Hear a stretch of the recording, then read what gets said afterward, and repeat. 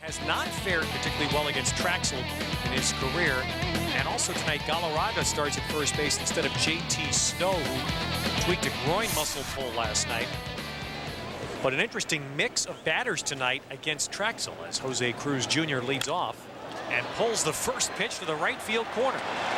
And so Cruz, who started last night's game with a double and did not score, will do the same tonight. Start with a two-base hit. And same pitch, fastball. Actually, the other pitch led last night was a changeup off Heilman, but in the same spot, and he pulls it in the same area. There's the pitch. You can see it right down the middle. First ball, fastball hitting. And you talk about defying numbers, Keith. Talk about the mix of batters tonight for San Francisco. They have only 3 left-hand batters in their lineup against Trachsel. Now that's unusual, but it may work because Trachsel has dominant against left-hand batters this year. And right-handers have hit him .341, second highest in the league. Of course, Cruz just went against that with that first pitch double. And the .207 batting average for left-handers against Trachsel is the 4th lowest in the league. So it's an amazing difference. Well, he has the split finger. Right? You think that's it? The split finger. Right-handers have to stay. Not only that, he's given up 17 home runs to right-handers to only 5 to lefties. Well, Feliz productive out here, so the Giants will get Cruz to third with 1 man out. And there you have the numbers right there, Ted. You can see the not only hitting him for a much better average for right-handers, but also with power. Now, granted, he's facing more right-handers than left-handers. But that splitter is quite a weapon against a left-hand hitter. So Marquise Grissom will bat. And the Mets can play the infield in here in the first inning. Which is a bit surprising. Facing a rookie starter, 21-year-old Jerome Williams. Ooh. Well, the defense setting up for the Mets. You can see in the outfield Floyd, Perez, Cedeno. In the infield, Phillips, McEwing, Reyes, Wigginton. And behind the plate, the return of Mike Piazza. Does this send a message at all, playing the infield in like this, Keith? As a player, would you take it as a message? No, I would not. I would just be surprised. Well, Grissom delivers. Floyd and Timo Perez converge. It'll be Timo taking it, but Cruz will trot in. The Giants, after 3 batters, have the lead. So a good baseball job there by the Giants. A double, a ground out, a fly ball. And now let's relive the best at-bat the Mets had last night against Bonds, the one time they got him out. Let him off with a slider, and look at this, up and in, up and in. This curve was the fastball away, excuse me. Now the breaking ball away. Miss, just missed. And where'd you go back? Up the ladder, up and in, and got him. As Grant Roberts said tonight before the game, he was surprised the Bonds swung the second time at that up and in fastball. Well, Steve Trachsel has done about as good a job as a right-hand starter could ever do against a player as great as Bonds. Bonds has batted 35 times against Trachsel. But just look at this shift. And Bonds grounds wide of first. Phillips to Trachsel. Phillips has to play that ball where McEwing is stationed. He's got no chance to get Bonds out. Well, Bonds is now just 8 for 36 lifetime against Trachsel. The splitter gets him there. Giants get a run in the first.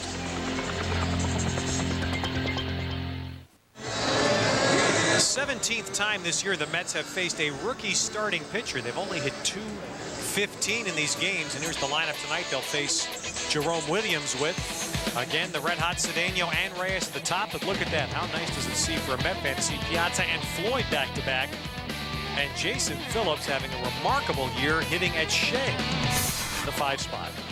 And there's Jerome Williams, 5-2 on the year, as you see there. Called up June 3rd to replace Kurt Ainsworth, who missed a start. And it was the only game. It was in Philadelphia. And we're going to do the defense first, and we'll get back to Williams. And the defense, brought to you by Lincoln Mercury, is Cruz, Grissom, and Bonds in the outfield. The infield's Galarraga at first today. Alfonso at second again. Nefi Perez, Pedro Feliz. And behind the plate, the ever active with his hands, Mr. Santiago. And there's, we're highlighted Jose Cruz because of his 15 assists. And he showed you the arm last night twice from right field. Cedeno with a 10-game hitting streak, average at 271. And the Mets, before the game, sending Jeff Duncan back down to AAA Norfolk to get some time. With Mike Piazza's return, that means Cedeno's going to play. And Timo, as Williams hits the corner, 2-2. Hey, how about Piazza? You think he had an impact in the first inning? Trachsel only threw 6 pitches. Did give up a run. And it stays 2-2 to Cedeno. Jerome Williams is a 21-year-old from Hawaii. As a Dreyfus look at the numbers, highlights Cedeno's hitting streak. Chance to equal his career best. Well, he certainly got hot, and I think the Mets are probably happy with that. And maybe there's a couple clubs out there as he goes down swinging that might have some interest. You know, the Mets are on a complete rebuilding mode here. So he's going to play and hopefully attract some scouts, the attention to some scouts. And that's a good little slider on the inside corner there. So, you know, Keith, as we go along here and watch Jerome Williams, I'd like to hear you talk about this. Reyes standing in now. Reyes with a 12-game hit streak and an average of 298. I can remember when he was on the interstate. But what I'd like to hear, now, there's Williams. They're going to watch now his fastball. He's throwing here 88-90. That the Mets scout report had him topping out at 91. He's got a terrific curveball. That's really his arsenal right now. And I want to think, now, why is he able to succeed with this 88 to 90 mile an hour fastball, where we see, for example, Aaron Heilman, the Mets hopeful starter, basically throws 88 to 90 mile an hour fastballs, and he is scuffling with that. Well, he's got 2 fastballs. He's got a 4-seamer and the 2-seamer, and you know that's modern day jargon. For me, the 4-seamer is a straight fastball. Right. The 2-seamer is the sinker. Are you talking about Williams or Heilman? Talking about Williams. Williams, okay. And he changes speeds with his fastball. He throws the sinker, much like Rick Russell did with the Cubs. Reyes out to left center. Bonds is there, 2 down, and now the return to the plate of Mike Piazza. The catcher, number 31, Mike Piazza.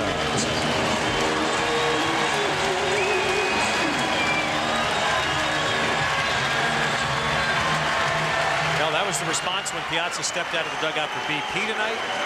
And we got the cage for BP. And he bats with a .333 season average. That's what he was at when he went down. 7 home runs.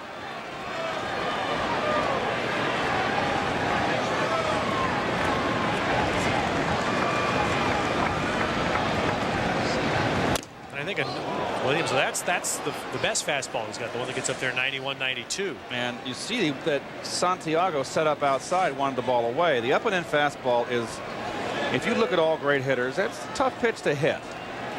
And that ball had a little giddy up on it. That was a straight one. And where he is setting up outside again. So Williams is missing with those 2 fastballs. Mike looks like he's lost around 20 pounds. I was just going to say, noticeably lighter. I mean, I was shocked at how thin he looked. That'll be out of play to the right, 2-2. Did you guess that he's going to get a lot of fastballs tonight for a guy coming back, hasn't played much? Well, he's got 4 in a row right now. There's 4 pitches in this count. We'll see. People are going to be watching him to see how sharp he is, his bat speed. He didn't have real good bat speed in that last pitch. But, you know, we're going to sit here. This is going to be an evaluation over time here. You just can't on one at bat or one game. And a little slide ball on the outside, pulled slowly to short. Nefi Perez makes the play, and so the Mets go down in order against Jerome Williams. Piazza grounds out in his first at-bat. We're 1-0 San Francisco after 1 at Shea. Monday on MSG, a win away from advancing to the World Series, the Mets stage a dramatic comeback in a 16-inning classic against the Astros. It's Game 6 of the '86 NLCS on Mets Amazing Games, presented by British Airways, Monday on MSG. Steve Trachsel's had more success against the Mets, or excuse me, against the Giants than any team that he's faced in his career. The best game he's ever pitched in the big leagues was beating San Francisco in the wild card playoff game of 1998. Starts Edgardo Alfonso with a curveball away. And it looks like that Fonzie's going to be playing a lot of second base. The Giants, of course, have an enormous amount of injuries, both in their starters and their pitching. Fouled back. Well, they've got Alfonso's the only starting infielder out there tonight for them. JT Snow tweaked a groin last night, came out. Rich Aurelia had an appendectomy last week, so he's out with an illness. And Ray Durham is on the disabled list, the second baseman, for the second time this year. Marvin Bernard, the outfielder, is on the DL. Foul just back near us. That just... So the big cat, Andres Galarraga, next. And talk about Trachsel and how well he's pitched against the Giants, both as a Cub and a Met. And our Mercedes-Benz leaders show you the second lowest career ERA of active pitchers. Right, and that's a 6-3 record in 15 starts against the Giants. Nomo is the Giant killer. Yes, so Trachsel's right behind him. In the 1998 playoff game, Trachsel as a Cub pitched 6 no-hit innings against San Francisco at Wrigley Field and eventually won a game that put the Cubs in the playoffs. And in terms of importance, the biggest game that Trachsel has pitched in his major league career.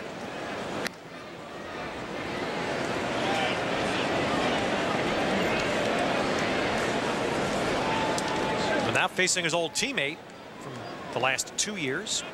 It's 3-2 to Alfonso.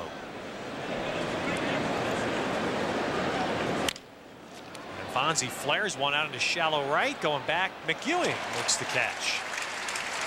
Saw Alfonso out for the first out. Let's go to Matt Lockwood. All right, Ted, I've got 2 special guests with me. First, I'd like to introduce to my immediate right, John Castanis, the president and CEO of the Hospital for Joint Diseases, who's here to talk about a program that's in its 3rd year, a cooperative venture between the Hospital for Joint Diseases, NYU Medical Center, and the Mets. What's it all about?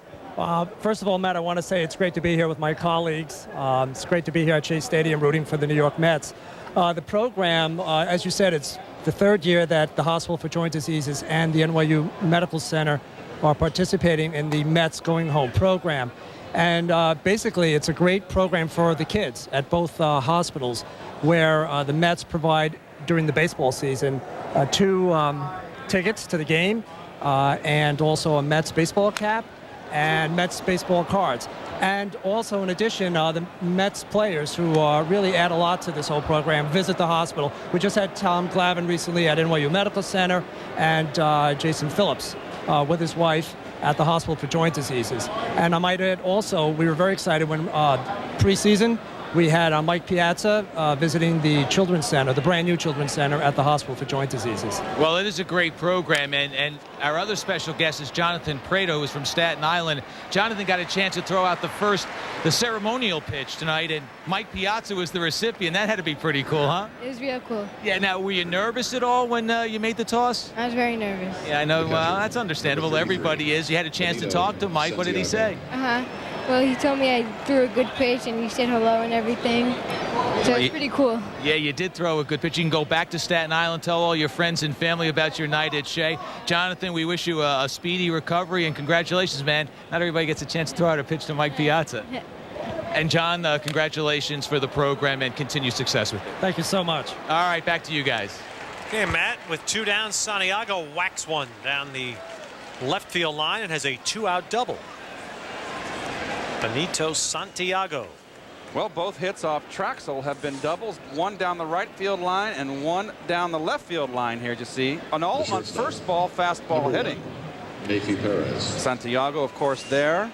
And in the first inning, Jose Cruz Jr. hit the first pitch of the ball game down the right field line for a leadoff double, eventually scored. You think Felipe Alou had something to say about last night? The Giants left 5 men on base in the first 2 innings. Yes. And they had leadoff doubles in both innings.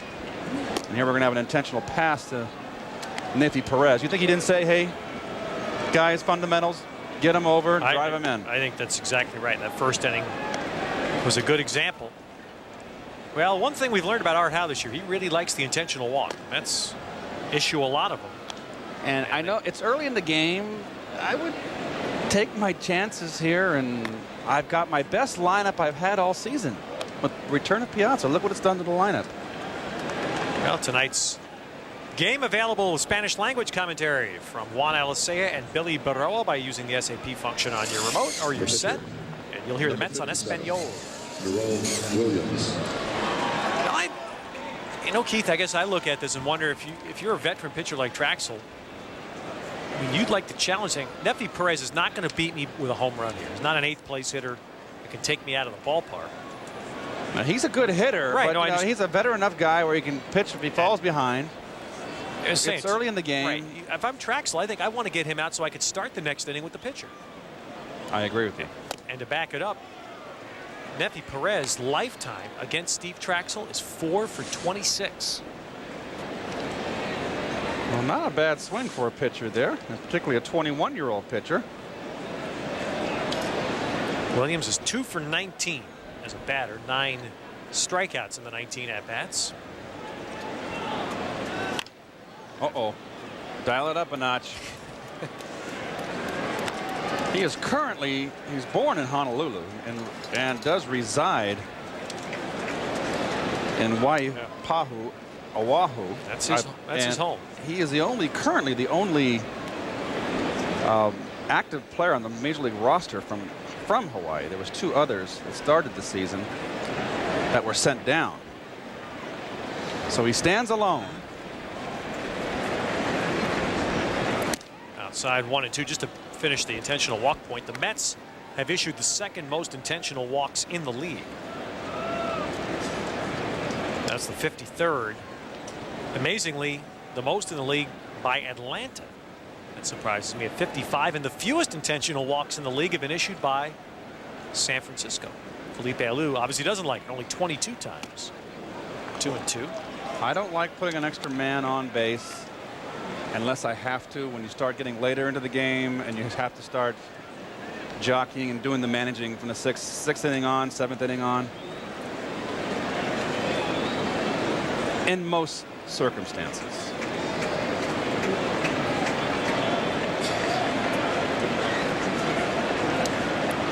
Two and 2.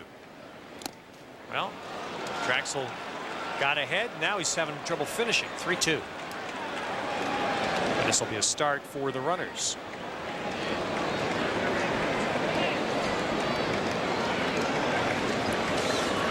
Well, the runners will be in motion. And the way he swung late, I would think I would kind of shift the whole infield and outfield. Tino Perez is to the right. And don't throw an off-speed pitch. Fouled it away. Pretty good swing on that ball. They're playing. Timo's playing very shallow in center, shaded to right, and there's the swing again. Cedeno's very shallow in right. You know what Williams showed there, Keith, what you like? You see the outfield alignment. He's been tutored the right way for a pitcher. Swing hard in case you hit it. Right? Yes. I mean, well, he's not going to. If you're going to be up there, swing hard. In this situation, he's going to get a fastball. You don't want to walk anybody with a curve or a split finger. Jerome's hitting 105 for the season. A little floater foul to the right. Well, you intentionally walk the 8th hitter, and now the pitcher comes up and he's putting on a battle. This will be 8 pitches now for Trachsel. After the 2-out double by Santiago, the walk to Perez.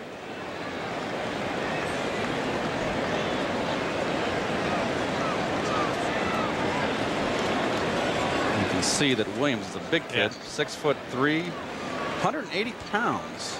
I gotta believe he was a little heavier than that. Yes, he is. He looks pretty solid from the waist down. That was his sophomore year of high school. Yes. Got him. So finally, it's dispatched, although it's tougher than the Mets would have envisioned. And the Giants leave 2 in the 2nd. Investigator of the undead. The only secret people keep is immortality. A killer from the beyond. Something terrible is going to happen.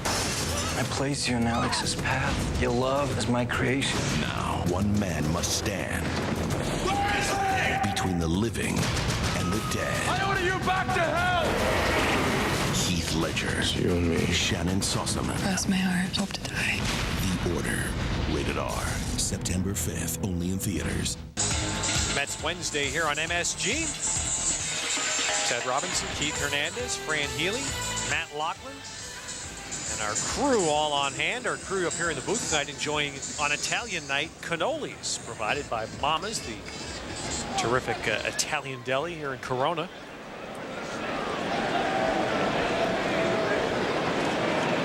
The count on John McComb, our stage manager, 14. Did you think he could possibly eat 14 cannolis? I never gave it much thought, to be honest with you. Come on, Keith, play along. It's a game. Here's Floyd taking a ball.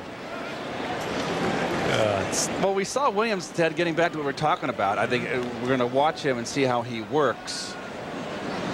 Like we said, big kid, 6'3", not terribly overpowering. 2 fastballs. There's a slider. That's a slider. He came down too much. I'm sure he's not happy. You can see his expression. He wants to get more on top there. But he's got the sinker and then the straight fastball. Yeah. See that you said slider, and I think that's his curveball. So he just, I said he dropped his arm there. Is he? Just again watching the Mets scouting report on him, he was throwing in previous games that they had scouted. It was pretty much all fastball, curveball, and the curveball is his out pitch. But he's drawn all kinds of comparisons because of his body type and his delivery, just like Dontrell Willis has to Vida Blue. It's Jerome Williams to Doc Gooden. Well, that's a stretch. I'm sorry. He's not the pitcher, Doc Gooden. Well, I was going to say that kind of stuff. Nor the motion. Doc, to me, had a motion that was just like ballet. It was like poetry in motion, like much like Steve Carlton, so fluid. It was just a thing of beauty to watch. He's very, very calm. You can see he's very poised. And there's the changeup there. It took a little off. And missed with it, so a leadoff walk, and the Mets have their first runner. The first baseman. Here comes Jason Phillips. Game in, game out, continues to cement a job. And the 326 overall average leads rookies in the National League. And Keith, at Shea this year, Jason Phillips is hitting .371 here at Shea. Now, the last 30 years, the best batting average at Shea for a Met player was .366 in 1984 by Keith Hernandez. Thank you. You had to bring that up, didn't you? Well, here's one of his hits last night, our Dodge drive. And he got a fastball there, and that's his home run right in front of the bleachers there. And Sidney Ponson realized that he just made a mistake. I didn't realize you liked Shea that much when you got to the Mets. I mean, that's a .366. That's terrific. There's the oh boy. Benny. So you want to be a big league catcher.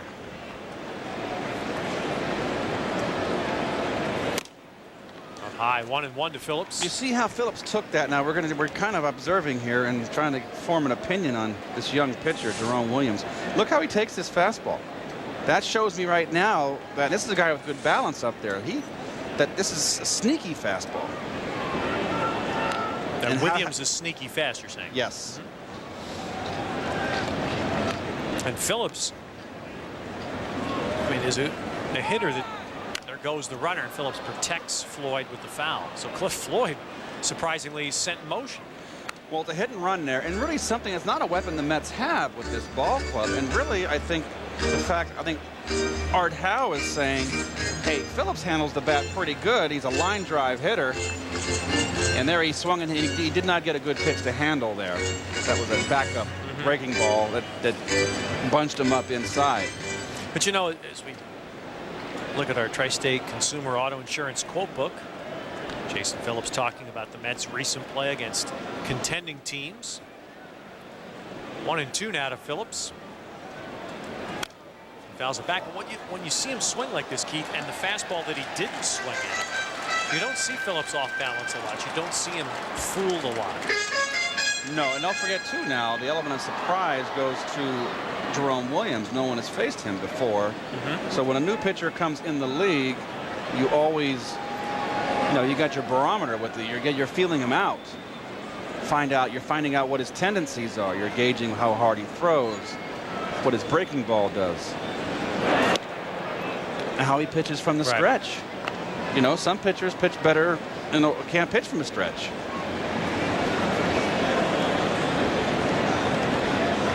So you've got an impressive rookie hitter here, Phillips, going against a rookie pitcher the Mets haven't seen, but has done a pretty good job his first time around the league.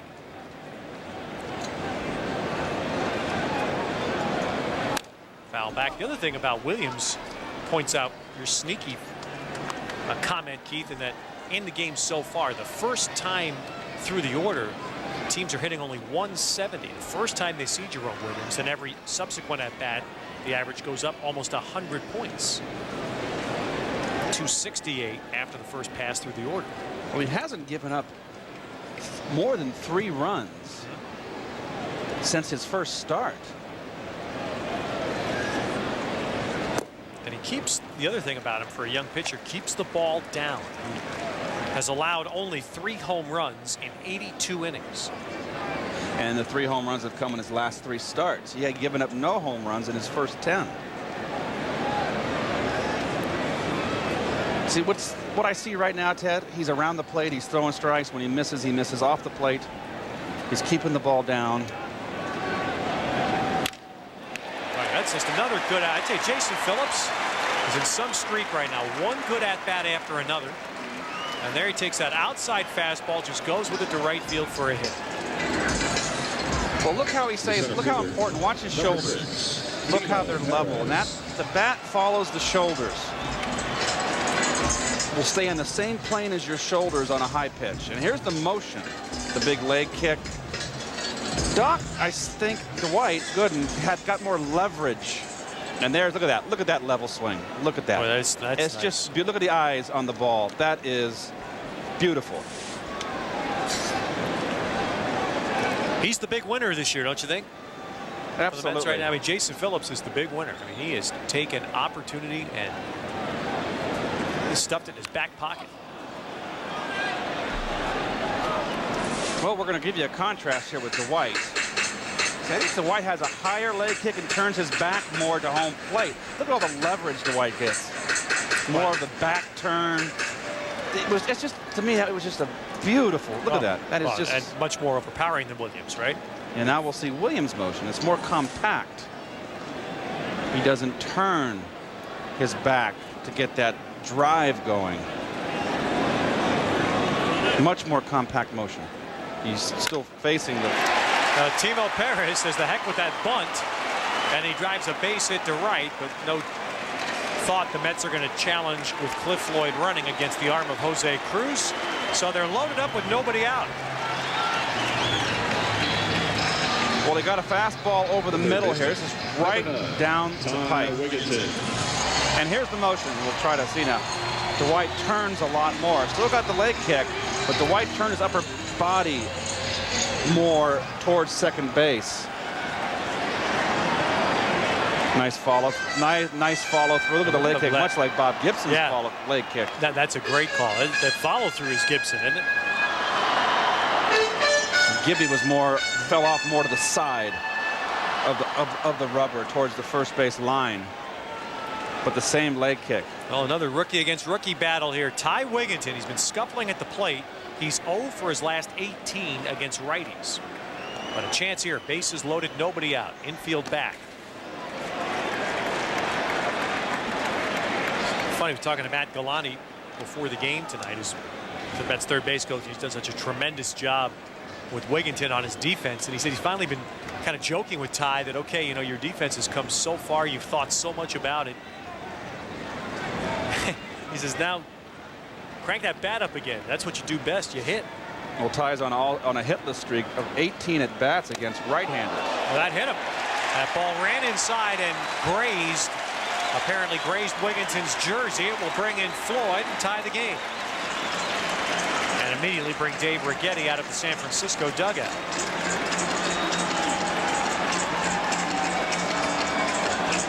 Well, Williams had such a perfect inning, 1, 2, 3 in the first, and hasn't gotten anybody out in this inning. There, you can see, just grazes Wigington. A shirt ball. Yep, and that's an RBI. I like it. I look at it as a shirt ball. You go Ribby. And it's 1-1. Still nobody out. On a sticky night here at Shea.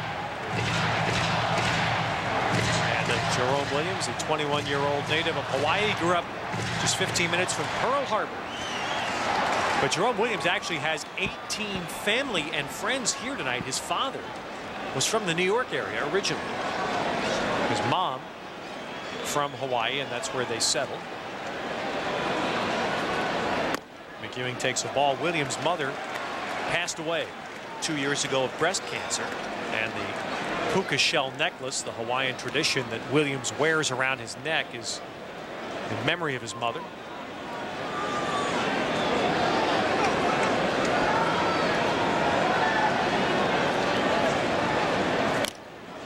Came right in there at the challenge. 1-1 to McEwing. Well, Joe's on this pitch, and I watched Joe. See, Joe's always got his shoulders like that. So his bat's going to run that angle, and therefore the pitch up and in or upstairs, he's going to have difficulty with. He's going to swing right through it.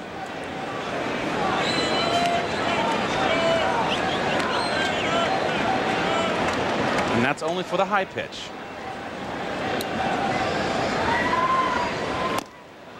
Low, 2-1. Well, he's really struggling here, and it's been a struggle his last 4 starts. He's been winless with an 0-1 record and a 3.75 earned run average. There's Felipe. What a great man. Still in great shape. Boy, is he ever. Boy, oh boy. Oh, missing badly there. Now it's 3-1. So suddenly, and I asked you last inning about the comparison between Williams and Heilman, and now he's looking to have some of the problems we've seen Heilman battle, the command with the fastball. He's wild, what you call wild around the plate. Now this is a wonderful pitch to hit for a hitter. There's Eric Heilman.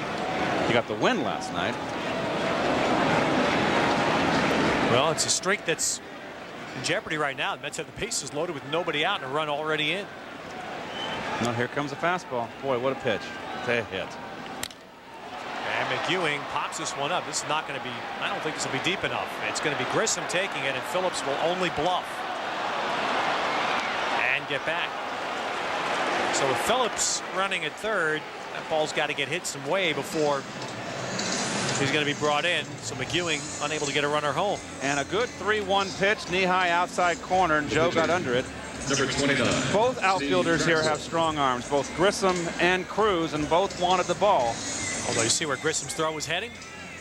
Up the line, but it's still, I think they would have had, Phillips had no chance here. He just got a bluff. Right. And you don't know. Obviously, Phillips doesn't have any idea the throw is going to be exactly. off. And you don't want to run yourself out of an inning, obviously, even though you got the pitcher up. So Trachsel, who has been a much better hitter in his career than we've seen this year. Kind of like emblematic. The Mets pitchers as a group have struggled at the plate. Trachsel, before he got to the Mets, was a 172 lifetime batting average, which for pitchers is very respectable. He's hitting 179 this year. Oh, I'm sorry. 2-0-79. That's right. I apologize. 3 for 38. That is not 179. That's 079. So, of course, the Giants want Williams to get a ground ball here. And that actually for the Mets is not a bad result. It would be the infield fly rule. But at least the inning stays alive. What Williams is hoping for there was a ground ball to end the inning. And a bit surprising that they let Jerome Williams pitch out of a windup. Number 19. My goodness, you could have put a squeeze on big time. Well, he did it to McEwing too. Well, you don't want to squeeze. You don't want to squeeze with nobody out. With nobody out. Right. Okay. Yeah. But with the windup, they could have squeezed there. So now Williams is an out away from getting out of this. If he gets out of this with 1 run, he's going to feel awfully good. And the Mets are hoping they can do what they did to Ponson in the 2nd inning last night, get some 2-out action, and turn it into a big inning. Well, just about every batter this inning, Williams has fallen behind, and particularly on the first pitch. He's pitching 1-0 every at bat, every batter.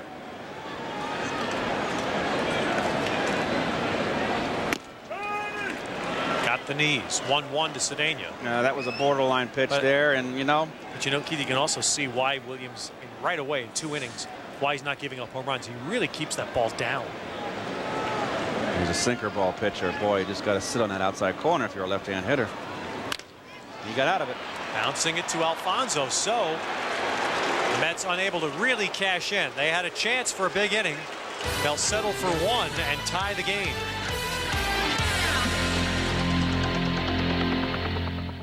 Friday, MSG serves up a summer slam of great basketball as Team USA, led by Tim Duncan, Jason Kidd, and Allen Iverson, takes on the national team from Puerto Rico. Marv Albert calls the shots live from the Garden, Friday at 7:30 on MSG. Well, we go to the 3rd inning here at Shea in a 1-1 ball game. And Keith, here's a dinner that's very close to your heart. Absolutely. It's the 5th annual dinner. We're having this Wednesday, November 19th at the New York Hilton for the Cobble Hill Health Center, for Alzheimer's. And we're honoring newly elected ex-Met, former Met, Gary Carter. And there's the phone number for information for tickets, 718-855-6789. Ask for Louise at extension 138, and they'll give you all the information you need. Gary Carter is being honored. We're just thrilled to have him. The money goes to a nonprofit organization that targets lower income families with family members that have Alzheimer's. My mother died of Alzheimer's. That's my reason for involvement. Oh, that's terrific. And boy, good job pitching there. Trachsel just went up and then in to finish Cruz. 2nd strikeout. Well, that's the 2nd time I've seen Cruz. He cannot handle a pitch inside, up above the belt and up. I mean, that is not a good swing. That is just can completely beat. He's kind of a funny hitter. I mean, left-hand pitchers, he's hitting 302, but he's struggling against righties. So Feliz, the batter, and he takes a strike.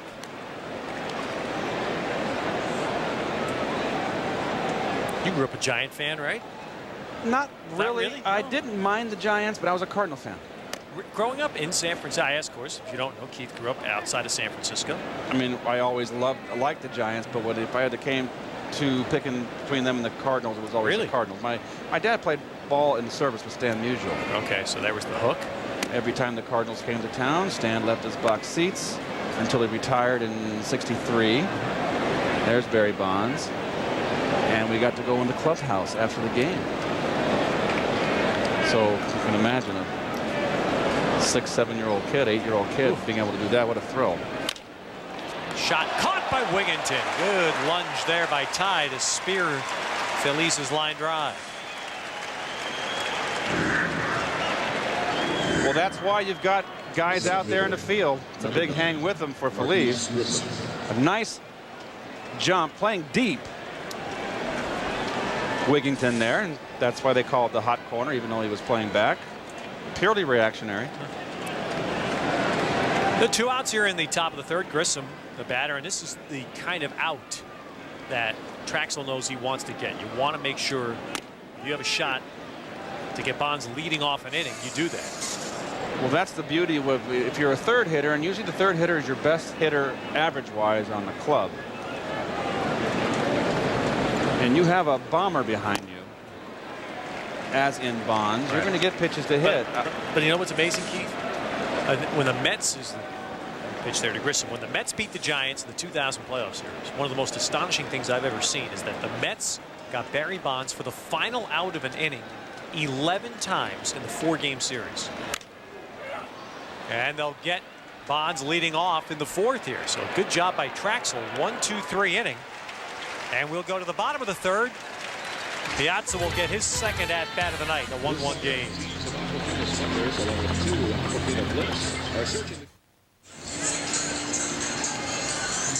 Hey, Friday night, the Rockies are in here to start a 4-game weekend series with Todd Helton, Larry Walker and company. It's Irish night. First 35,000 adults 13 and over get a special Mets Irish cap, courtesy of Pepsi. Pre-game festivities include Irish dancing and music. You can just show up at Shea. or get tickets in advance, use the phone number 718-507-TIXX or online at Mets.com. Well, the Hyundai keys of the game. We've got the top of the lineup that's red hot, both Cedeno and Reyes. Get on base, and you've got the return, of course, of the number 3 hitter, Mike Piazza. Set the tables for him, and again, we will reiterate, like we did last night, the other key, don't let Bonds hurt you. Absolutely. And you'd love to give Piazza the chance to hit with some guys on. Well, Reyes flied out his first time. Trying to bunt his way on. It's a race to the bag. Alfonso can't get there, and Reyes has a 13-game hitting streak.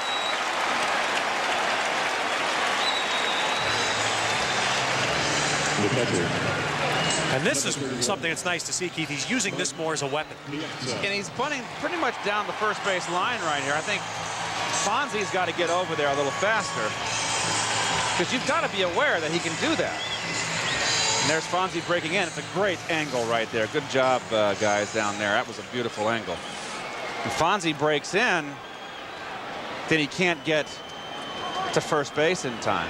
I have a hunch. I saw them this afternoon. And Reyes does a lot of work on that with Gary Pettis on a daily basis on that bunting. He bunted for a hit last night to keep his string going. Well, these are the first inning pitches to Piazza. Run a little fastball inside, misses. And then just the first 3 pitches, all fastballs in. So we'll see what he does here. If he does the same thing. Oh, nice quick snap move over to first. We'll see what he does here if he changes the program. He wound up getting Piazza on a slider away after all that power pitching inside. Now there's the catcher setting up away. And he's throwing the fastball in. That's not where he wanted it. But he got a strike on it.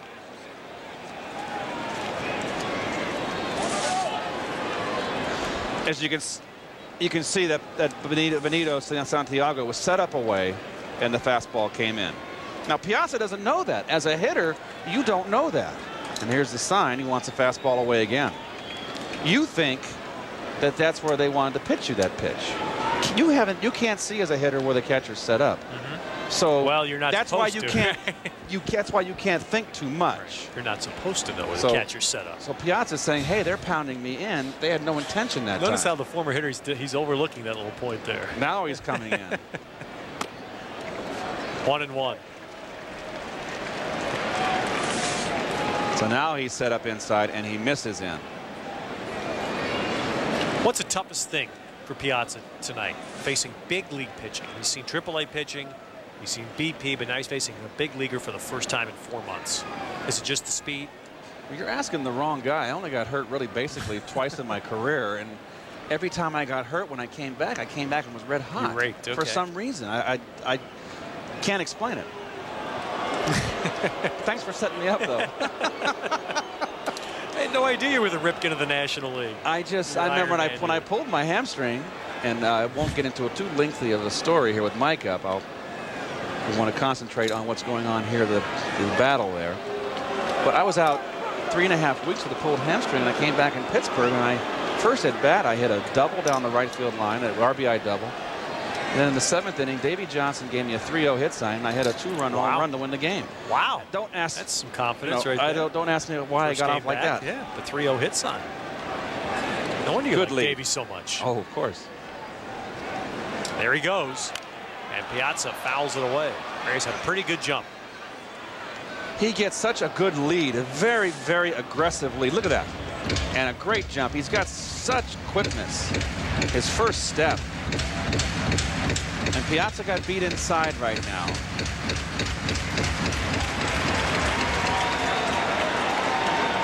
On that last pitch.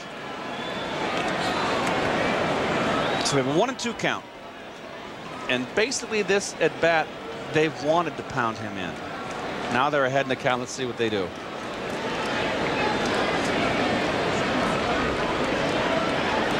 Slider.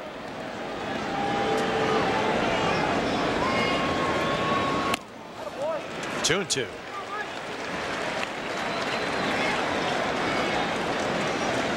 That's the pitch. Slider away that Jerome Williams got Piazza to ground to short in the first inning. He's trying to get the same result here, which if Williams does, could well be a double play ball. Looks like he wants a fastball away. Actually, he gave him kind of like the hook 'em horn sign with the index finger and the pinky. That means throw over. Throw to first. Throw over.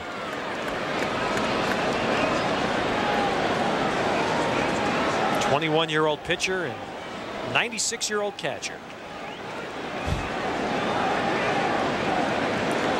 I just joke about Santiago. He's 38 and in great shape. There goes Reyes again. Piazza takes the ball, and Santiago knows it's a lost cause. Reyes steals his 11th base. And although Jeff Duncan is not here now for the time being, he and Reyes have brought some speed to the Mets. Well, again, another good jump. He just seems to get a good jump. He's so quick. And, of course, just a brutal pitch for Santiago to throw, and wisely ate it. So now Piazza sits in 3-2.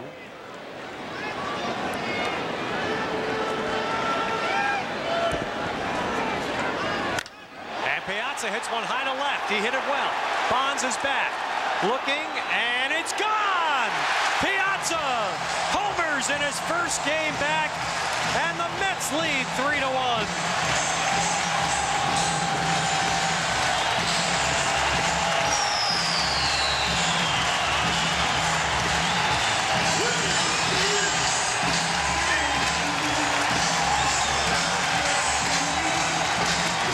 Well, the rookie who does not give up home runs gets bit by a man on a mission.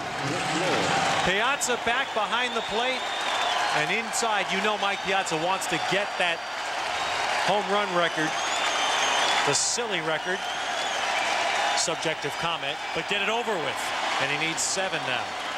Oh, he's going to get it, and there's a curtain call. He wants to get it over with. Yep. I don't blame him. You've played this game so long, and you got a shot to be the all-time hitting. Here's the pitch.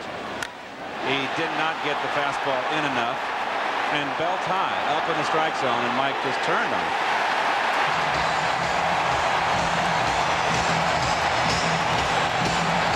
That is the 355th home run of Piazza's career, and again, for some reason, there are a few that he's not, supposedly wasn't a catcher for. And a ball right to Nepi Perez, the first out of the inning. So by somebody's count, Number 23. and I'm still waiting for that answer. So he's got 11 home runs now. That he wasn't a catcher. I'm not sure what he was, but he wasn't a catcher. I bet he was a first baseman. Well, he's played 1 inning there in his career. Oh, that's right. It's a DH or pinch hitter. Pinch hitting. Yeah. Has to be. Well, he's played 1 inning at a position other than catcher, but somehow those don't count, which, as Piazza himself pointed out, the absurdity of that record. The game in Cleveland last year, when he was starting as a DH, homered the bottom half of the inning, went in and caught the rest of the game and wasn't given credit for it. And it just highlights that really there's just no common sense applied to that record. He's got 7 home runs as a DH and 4 as a pinch hitter. 0-2 now to Phillips. Well, bottom line is the sooner he gets the 8 more he needs to pass Fisk, the happier he'll be. The happier I'll be. I'll lose something to harp about. What am I going to do? I think everybody will be happy. Phillips taps one slowly. Feliz got plenty of time, makes the play, and they're 2 down.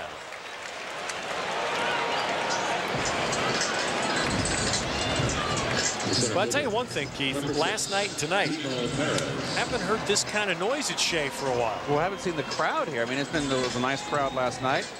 A nice crowd tonight. I think Barry Bonds has a lot to do with that. Absolutely. And of course, tonight, obviously, the both of them, Piazza's return and Barry Bonds being here.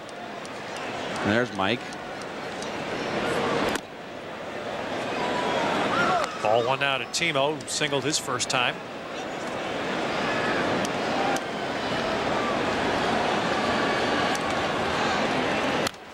One and one.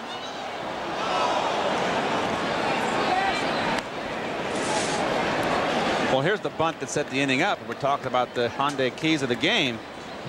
Those guys at the top of the order get on base for this guy, and look what he did. Got a fastball belt high, middle in, and he turned on it. But look how much stronger the lineup is now. You got Floyd moved down to 4th. Exactly. You know, Phillips is 5th. He's more of a 5th hitter.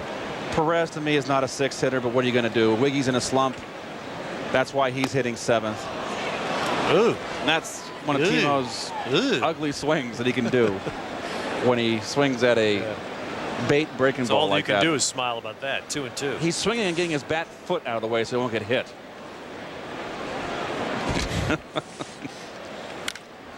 Right, see, now you can even smile more when you follow up with a base hit. And Perez is now 2 for 2. Reyes. Number 9, Ty Wigginton. You know, it's funny. That shot at Reyes is really a good shot because Timo's hit last night in the dugout for the game. David Weathers was talking as a veteran pitcher about the role that some of the veteran Mets have to do, which is to try to keep the rookies a little bit in line here. You know, you don't want to get, and you went through it, Keith. It's good good rookies to see come up and succeed. Yes. But you know, there's a. I said to Weathers, you're acting like the professor of humility, and he admitted, yeah, that's what he's trying to do. It's good to see youthful exuberance, though. It's good to see that. But I'm sure veteran players feel that need, right? You don't want the rookies to get carried away when they enjoy some success. You want to make sure that you keep them in line. When I was playing, of course, it was much more policed. You were more or less like a plebe in your rookie year at West Point. That's a good analogy. You had Bob Gibson that was in St. Louis that wouldn't let you sneeze. Timo runs, and he steals that one. The Mets feel like they can go on Jerome Williams. Well, he has got a big, long motion here. Takes a long time to deliver the ball. So the scouts have been scouting him, the advanced scouts, and they said, hey, he's slow in his time to home plate. You can run on him. And this is a Met club that doesn't run. Timo's 4th. Yep, 4th and 2 tonight. Mets up to 51 team steals. They've actually passed a couple of clubs in the National League. You can debate, many do, the importance of that. 1 and 2 now to Wigginton. Just read Moneyball. You'll read the debate. Mike Piazza took kind of the anti-Moneyball pitcher out here, Jerome Williams, a high school draftee by San Francisco in the 1st round. And after just 3 minor league seasons, 21 years old in the big leagues.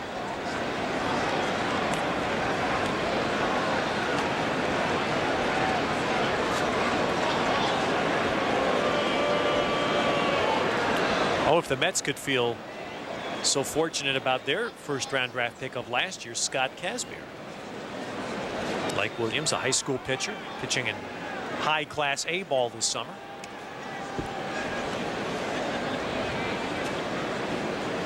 Perez takes off for 3rd. And Feliz didn't even come in to cover the bag with 2 outs. So Timo gets a couple of steals.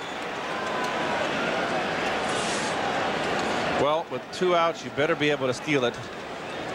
And again, not a good throw. 3rd baseman didn't even bother to cover there.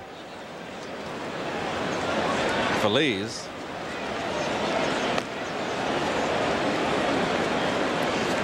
So 3 steals in the inning for the Mets. Wigginton will try to make 2 of them mean something. The 2 by Perez. Wigginton hit by a pitch with the bases full in the 2nd inning.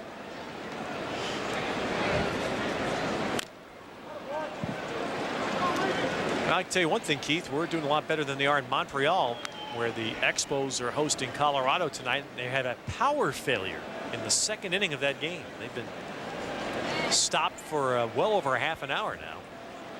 Were the bills paid? That's the first question I ask. Only in Montreal. Well, no, it could happen in California, too. We went through, Wigginton almost got hit again, 3 and 2. We went through that last summer. That's why there's a little election coming up. Recall, huh? Yeah, that's. Too many people lost their power.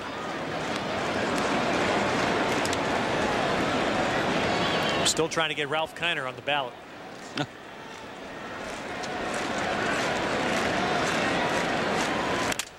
Ooh, that one got C.B. Buckner. Wow. Right in the chest. Man, that stung. Yeah. Ooh. Direct hit. Listen.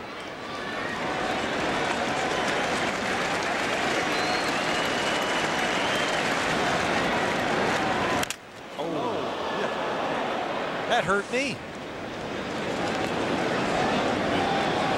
Yeah, thankfully he's able to smile about it.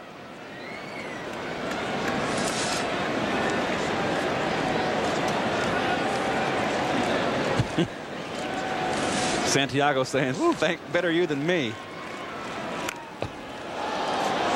Boy, this is a battle, and now Williams really running up a pitch count. This next pitch is going to be his 27th of this inning and his 67th in the night. We're only in the third.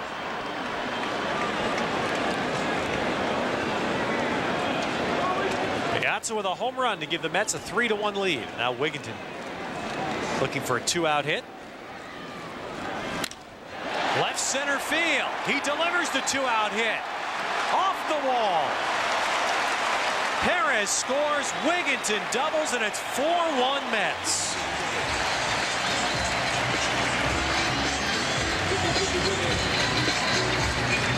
And so Ty Wigginton breaks a hitless streak, 18 straight hitless at-bats against right-hand pitching. And Jerome Williams has his streak broken as he gives up his 4th earned run tonight.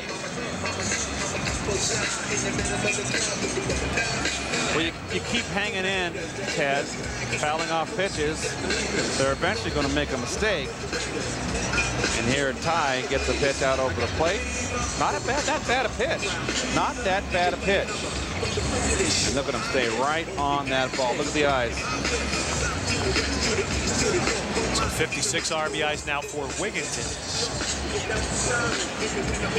Big 2-out hit the Mets got so much last night. Williams, in his first start in the big leagues, gave up 5 runs at Philadelphia on April 26th. He had not given up more than 3 earnings since.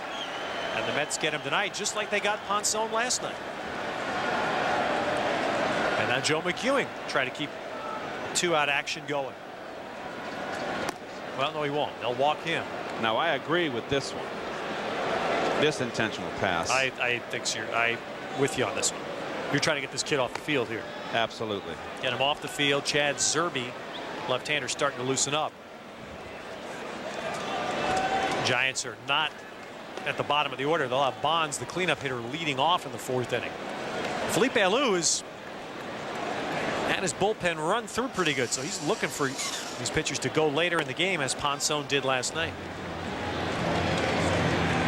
The pitcher, number 29. Well, Friday night, it's Jason Kidd, Tim Duncan, Allen Iverson, and the rest of Team USA taking on Puerto Rico live at the Garden in a big international competition, preparing for the Olympic qualifier. If you can't be there, it's on MSG Network right here at 7:30 Friday night.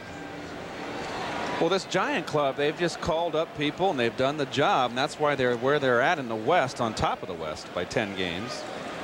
They've got 3 rookie pitchers this year with more than 10 starts. Jesse Foppert has 19. Jerome Williams, this is his 14th start. Kurt Ainsworth, who was part of the Ponson trade, had 11. We're all rookies.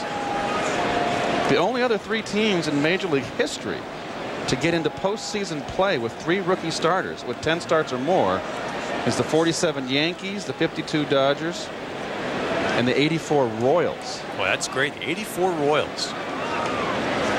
Foul back 0-2. We'll give you those pitchers. The Royals had Gubiza, Mark Gubiza, Saberhagen, Danny Jackson. Not a bad trio. The 47 Yankees had Spec Shea, Vic Raschi. Well, what a pitcher. Carl Drews. And there you see the pitch count steadily rising. Yeah. Less 4, really, to be truthful. Less 4 for the intentional walk. But still too many.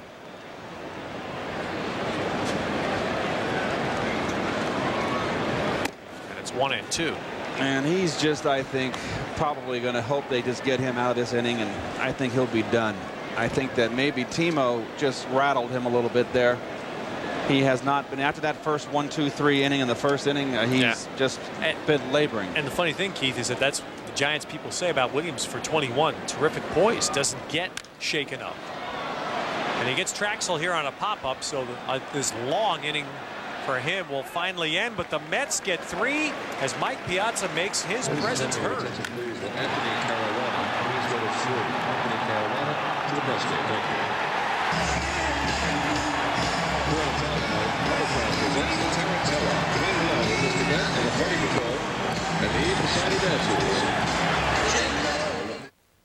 Hi, everybody. I'm Al Troutwig. This week in New York, Team USA begins the mission for Olympic gold. Tonight, we'll talk to Jason Kidd, Allen Iverson, the ageless Karl Malone, and the coach of the squad, Larry Brown. That's tonight on Angles, presented by Bex.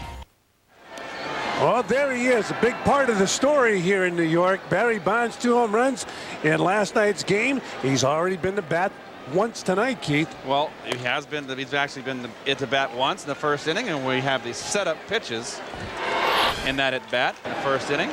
Catcher setting up away, fastball, outside corner. There's a little splitter right there. So got Bonds out in front. How about Barry Bonds now? 1 hit in his last 12 ABs against Steve Trachsel. So Trachsel basically stayed away. 2 pitches the last at bat. Fastball away, knee high outside corner, splitter away. A 3-1 on your scorecard. There's that breaking ball, and it's down low. So he gives him a curveball here. See Piazza set up outside. He wants the curveball. There's Barry's stance. He's ready to go. We're looking at one of the best hitters of all time, Barry Bonds.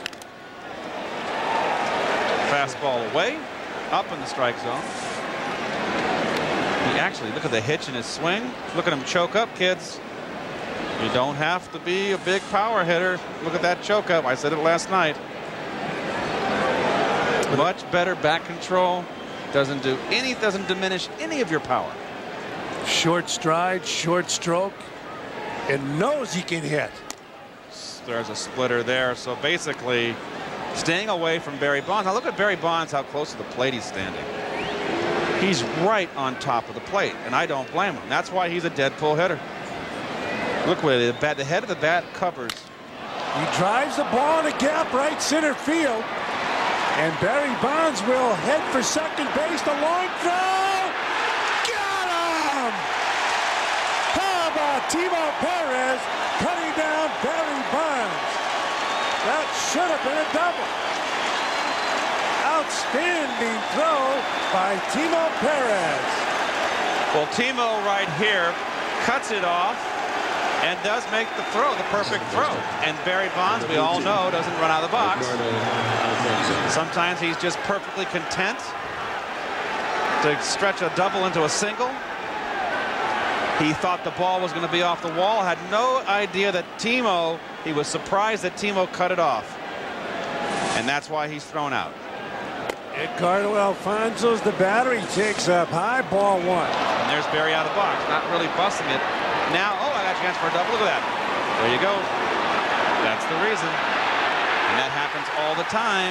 Barry does not run out balls. I know his philosophy is, I don't want to get hurt.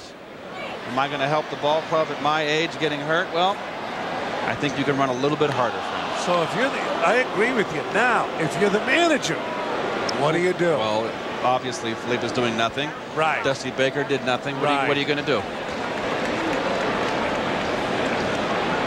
It's up to the manager. Here's the 1-1 pitch to Alfonso. He fouls it off. And here it is again, and it's a fastball outside corner. There he is. He's running fine there. Now he pulls up short here. And I guess for some reason he thought he could get it. I think he was fooled that Timo cut it off. He thought it was going to be 1 hop off the wall. I don't know why he said, it's like I'm going to take a single. Oh, no, I'm going to go for a double. And the ball's knocked down by Steve Trachsel. He helped himself out. Scored 1-4-3. So it goes Trachsel, McEwing, Phillips. 2 down. Now we'll take a look at our Aflac trivia question. Okie dokie. Which two players have had the most multi-home run games in Major League history? We're going to have no guesses for you folks. You're on your own. And while you think about it, the big cat, Andres Galarraga, will be the batter. Ranks 5th among active players with 1,411 career RBIs. So the big cat against Steve Trachsel, and he takes the ball. Big cat is getting bigger and bigger. Put on some pounds. Well, he's 42 years old. Wears the armor on that left elbow, similar to the armor on Barry Bonds' right elbow. Pulls that ball foul.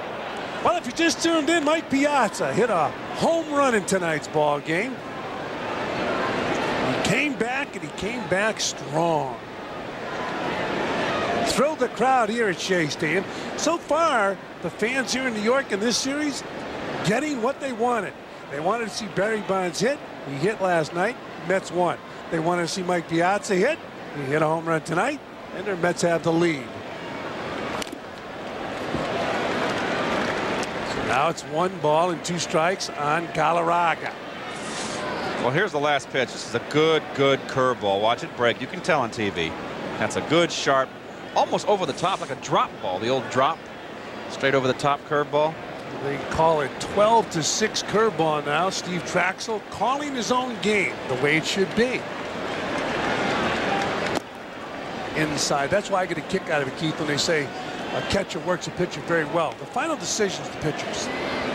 I don't care if he shakes you off or he says yes on the first pitch. Was there any time in your career where you were adamant about you called a fastball and were shook off, but you really wanted a fastball and put one back down again? Absolutely.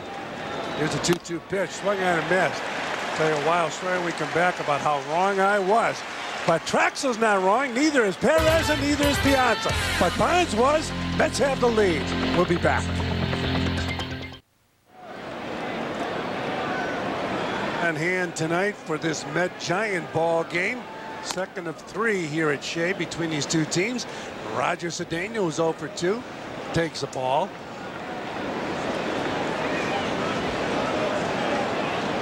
Jerome Williams still in the ball game for the Giants. Down low. You know, you were talking with Ted about Jerome Williams, and you had a shot of him and Doc Gooden. The one thing Doc Gooden I felt had that Jerome Williams didn't have, Keith, the overpowering fastball. Not the big. I have not seen the big dropping hook neither. Yeah. Doc was intimidating. Players didn't want to play against Doc Gooden because he could embarrass you. Dwight Gooden was something special that comes down the pike once in a blue moon. Yeah. He really was special. It was just such a thrill to play behind him. And all the strikeouts. It was just, you know, consistently every 5th day he'd go out there and it would be a double-digit strikeout night. And you know, Keith, I thought he became a national baseball hero till he had problems with the drugs. More so than Roger Clemens. I felt Doc Gooden was just one of these guys that had that charisma. And take a look at that Aflac trivia question, and we'll give you the answer to Cedeno walks. Which two players have had the most multi-hit home run games in the Major League history? Barry Bonds? I don't know. Ah, Babe Ruth, of course. Mark McGwire, 67. Well, I tell you what, they're going to be monitoring Williams real closely. They're not going to let this game get out of hand. He is, again, another leadoff hitter on base. Leadoff walk, not a good sign. Well, it becomes a tremendous baseball atmosphere when Barry Bonds is in town, as you look at Chad Zerbe throwing in the bullpen. And the one thing the Giants can't forget is they are in the penthouse in the West, and they got a tough part of their schedule coming up. So I know a lot of the Giants are somewhat concerned. They've had some key injuries, and now they got a real tough part of their schedule coming up. But when you have that guy in the middle of your lineup, you should be in good shape. Well, they've done well with all the injuries that they've had. Jose Reyes fouls it back. Reyes 1 for 2 in his game. He has a bunt hit. He has a 13-game hitting streak. He steals bases with ease. And we showed you Chad Zerbe up there, the left-hander throwing in the bullpen, which means to me with not a right-hander up, that Williams is going to at least face Piazza again. Would you put Cedeno? And then if he gets, he's got 3 batters to face this inning, and Floyd, if he's in trouble, they'll bring Zerbe in to face Floyd. Would you put Cedeno in motion? You got Piazza on deck. Will that affect your running game? If he can get a good jump, I wouldn't hit and run here because Williams is too wild right now. He's not throwing strikes consistently. There's an interesting toss to first base also. Submarine-like toss to first base. They're playing a real in for the bunt here on the corners. Third baseman Feliz is way in. And of course the first baseman holding the runner on is in a position that's in for the bunt naturally. Reyes takes strike 2. Pedro Feliz, the third baseman. The big cat Andres Galarraga at first. Great speed at home plate and very good speed on first base. Since he started hitting, Roger Cedeno has been showing flashes of his old speed.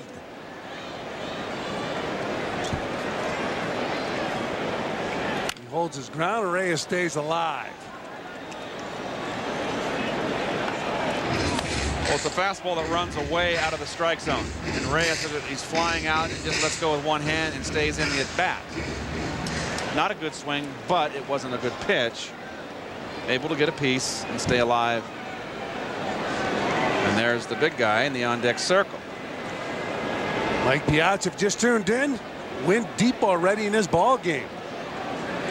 Another big crowd on hand here at Shea Stadium. Outside, 2 balls and 2 strikes on Jose Reyes. Well, with 2-2, Reyes doesn't strike out. You could put him in motion, or you can wait to 3-2 for him. I would have no qualms with putting him in motion on a straight steal, and if Reyes gets a pitch to hit, he's making contact now. You got a pitcher out there that's laboring, doesn't want to get to 3-2. This is a good pitch to hit. Great speed on first base, great speed at the plate. It's amazing what speed, the options you have when you have speed. And it's not only the stolen base, it's go first to third or a base hit. And, you put Cedeno in motion and a base hit into right center field, he scores. No substitute for that speed on the bases. Reyes hits the ball weakly to third. Will he beat it out? No. Nice play by Pedro Feliz to get Reyes at first base. Cedeno moved to second now. Will they pitch to Piazza or will they go against the book? I think they'll pitch to him. And here now in the third inning is a sequence. Fastball inside for a strike. Wasn't meant to be. Fastball inside, ball 1, 1-1. Fastball inside, beat him, 1-2. They were all inside right there. Now the first pitch was not meant to be inside. Santiago set up away. A couple times tonight, Mike Piazza getting away from that inside pitch, similar to the way he did it at Pac Bell when he pulled the groin muscle.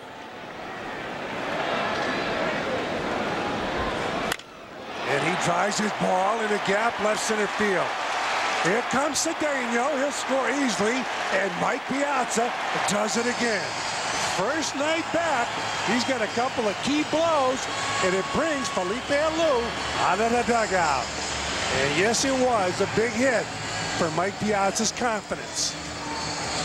Well, when you're hurt and you want to come out hot, you haven't played in a while, so there is uncertainty.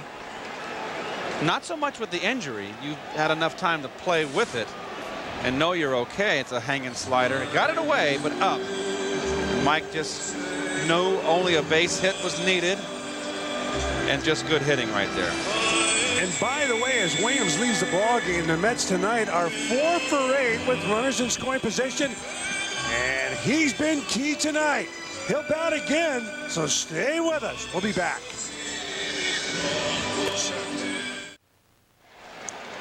Well, tonight's quote is brought to you by Tri-State Consumer Auto Insurance. Well, he's thinking in terms of 20 to 30 at bats to feel comfortable, but that's a projection, it looks like he's doing just fine in his first 3 at-bats. You know, it's 2 funny. at-bats. Keith, I had an opportunity to talk to him before he went down his rehab, and he was concerned, you know, going through spring training again, but he got it back in a hurry tonight.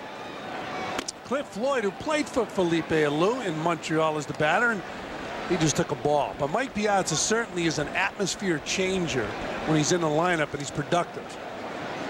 Certain guys in baseball can do that. Mike Piazza's one. Barry Bonds is another.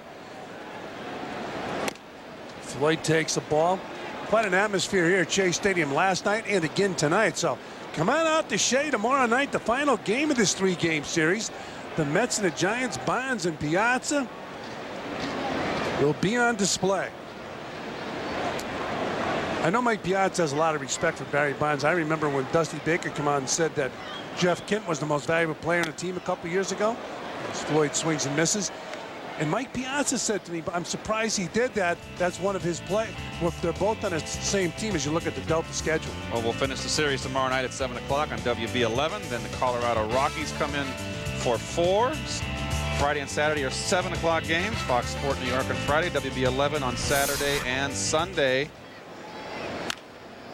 Floyd fouls it off, so the count evens up at 2 apiece. You know, I mentioned how Mike Piazza was concerned that Barry Bonds' manager said that Jeff Kent should be the MVP. So how can you say that? Barry Bonds had as good or a better year. It happened to Mike Piazza with Bill Russell.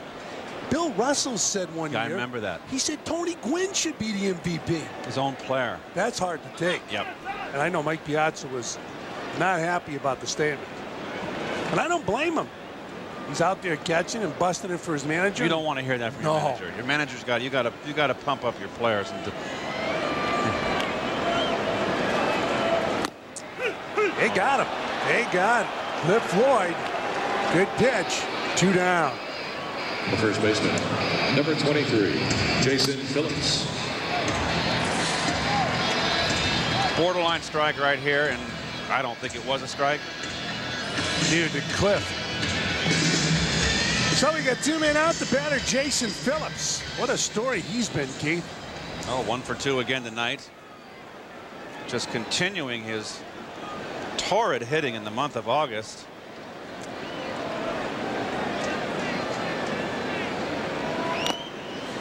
So with that swing and a miss, we'd like to tell you that the finish line stats are brought to you by OTB. Well, it's not a good outing for the young rookie, Jerome Williams. He will not be happy with that. His father was here with lots of family, and it's a disappointing start for him, I'm sure.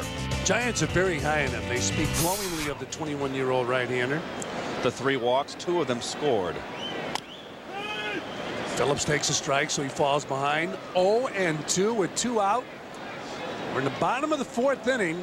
Timo Perez, who made a terrific throw to cut down Barry Bonds on a surefire double, is on deck.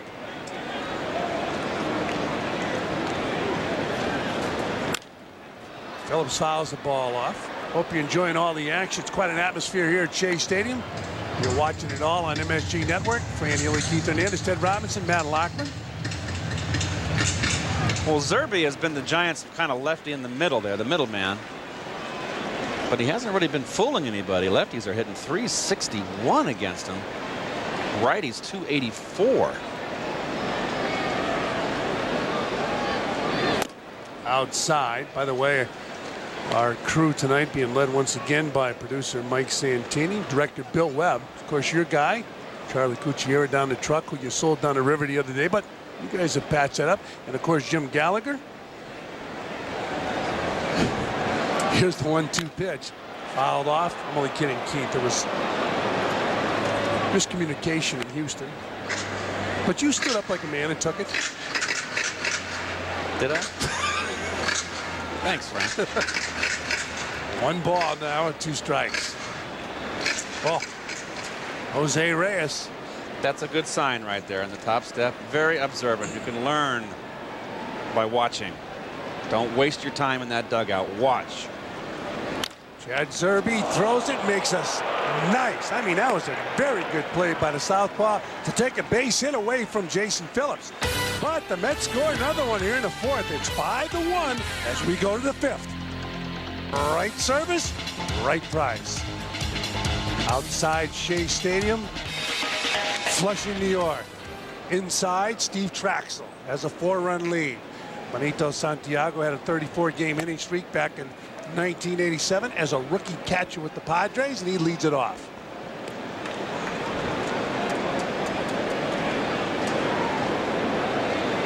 Santiago's had a long, solid career as a catcher. Anytime he got in trouble, it was over contract. That's why he ended up leaving San Diego, unhappy with the contract offer. 1 ball and 1 strike. So far, quietly but effectively, Steve Trachsel has been throwing the ball, Keith. Well, he's got a lead going here. He's been effective to get that run in the first inning, the leadoff double. He's settled down since then. He struggled a little bit in the second, pitched out of it. But the last 2 innings, he has 1, 2, 3. Of course, the leadoff single and Barry Bonds was thrown out at second, not really busting it. Should have been a stand-up double. And then got Alfonso and Galarraga. He's looking for his 11th win. Oh, goes inside with the fastball and gets Santiago. So the Giants have a base runner here in the top of the 5th with nobody out. Well, he wanted to see Piazza set up inside, and he just got it in there too far. Number 1, Navy Perez. Like around 2 feet, maybe a yard. Widespread stance by Santiago. If he wore that protection that the big cat wears and Barry Bonds, that's not a problem. The batter now, Navy Perez. He was intentionally passed his first time up. By the way, Navy Perez played point guard for the Dominican Republic's junior national hoops team.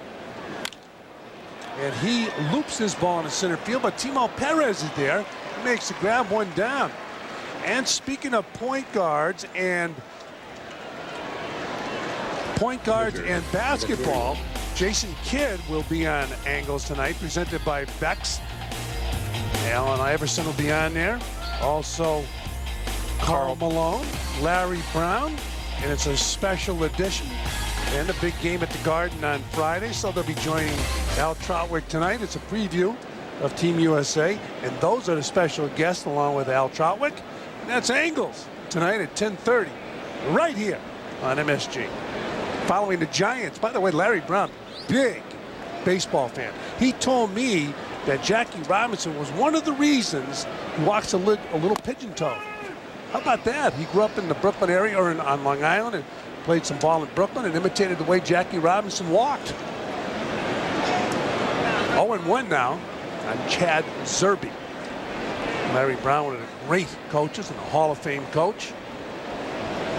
College and professional. Well, Felipe letting Zerbe hit here, 5-1. With 1 out, these bullpens have been a little bit overworked. Wants Zerbe to take some more middle innings, probably like into the 7th. He would love to see that. Fouled back, so Zerbe now has a 0-2 count. You know, talk about Larry Brown. When I got there to do an interview for Halls of Fame, what we talked about was the best all-time New York baseball team. He was a huge baseball fan, and I'm sure would love this game tonight with Barry Bonds and Mike Piazza in the lineups.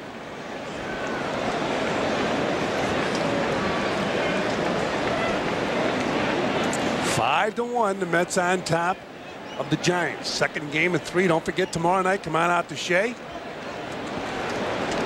And see Bonds and Piazza. Bunted foul, so that'll do it for Zerbe. 2 down. Well, this has been kind of a ongoing disease in Major League Baseball. Pitchers, it's happened in my time. Pitchers who can't bunt. They're in the majority. They were in my time, and they certainly are today. I don't know about in the past, but everybody says they were better bunters. I don't know.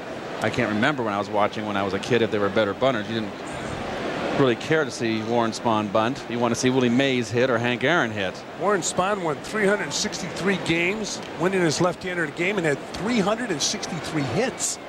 who's an outstanding hitting pitcher, is Jose Cruz is 1 for 2. Takes a breaking ball down low. He's the greatest left-hander ever in the game, and his wins are right there. I mean, Steve Carlton was the only one I thought had a shot at him, and he fell short, by quite a distance. And he was a great one too. Absolutely. And Warren's one of the great guys. I love Warren. And Cruz takes a ball. In fact, Warren Spahn managed in Tulsa. Yes, he did. I missed him by a couple years in Tulsa. They had Warren Spahn and as the pitching coach, Satchel Paige. Yeah, Satchel Paige was still there. Satchel would sit down in a rocking chair down the left field line in the Tulsa Oiler bullpen. And he had some great stories for a 19-year-old kid to be in AAA and to be able to talk to Satchel Paige. It was one of the great treats. Steve Trachsel now with a 4-run lead. We're in the 5th inning. There's a strike to Jose Cruz Jr., who came up with the Toronto Blue Jays. Well, it's the splitter and a very good spot and a wise choice to lay off that pitch. Unless you're set up outside, that's a pitcher's pitch right there. And Cruz, as we say, is blind up and in. And they're going down and away. And they get him. No, they don't. It's only 2-2. But it's close to 3. We've seen Cruz here, and what did Catfish Hunter always say? Throw right to where the elbows are. And he has not shown me that he can hit a pitch up and in, but this is another splitter. Had the plate. Down out of the strike zone. How about now? Up and in? Well, you can do anything you want here. They're going down and away. Okay, now that's 3 in a row there. Nice scoop by Mike Piazza.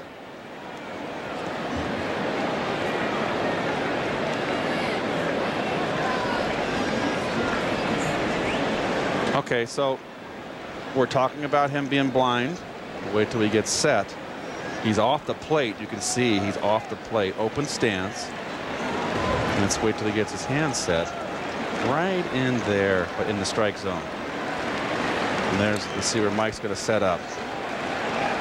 Another, So they lose Cruz, and the Giants have runners on first and second. With a 5-1 lead, third baseman, to walk number 39, someone on a split finger, I don't know.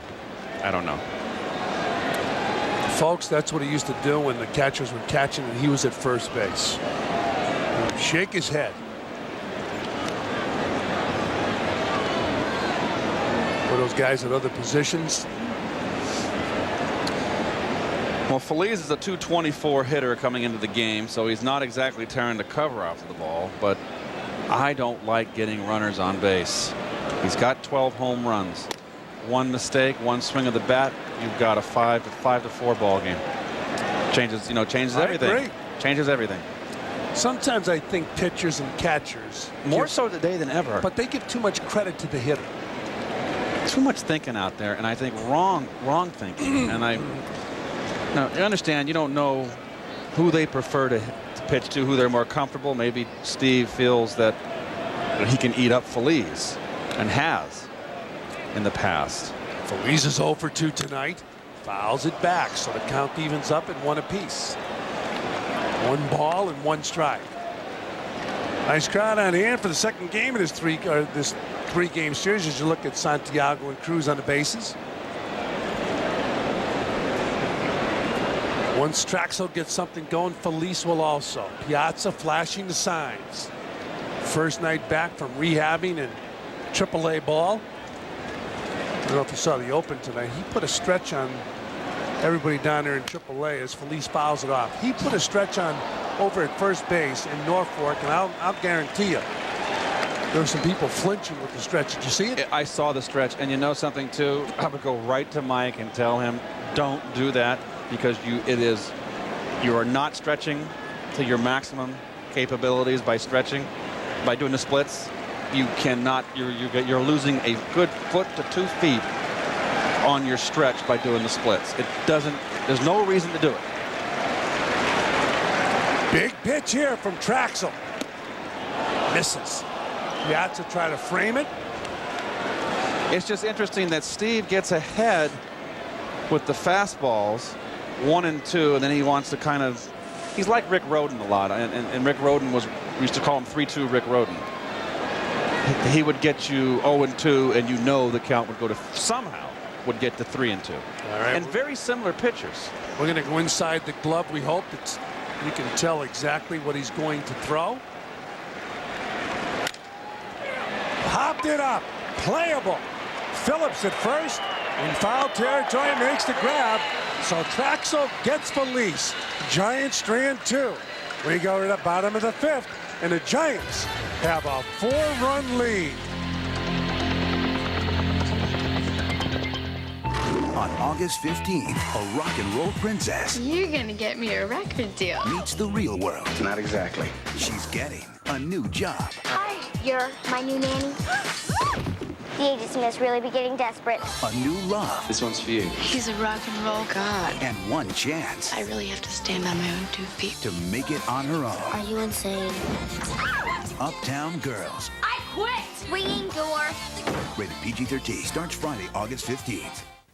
Thursday on MSG. New York Giants football is just around the corner, and MSG is the place to be for all the latest team news and previews. Hear from Collins, Shockey, Strahan, and the rest of Big Blue on the Giants Training Camp Report. Thursday night only on MSG. Friday, MSG serves up a summer slam of great basketball as Team USA, led by Tim Duncan, Jason Kidd, and Allen Iverson, takes on the national team from Puerto Rico. Marv Albert calls the shots live from the Garden, Friday at 7:30 on MSG. Timo Perez, who's got 2 blows in his game tonight, leads it off and made an outstanding throw to cut down Barry Bonds, attempting to stretch a single into a double. And Timo drives his ball to right field.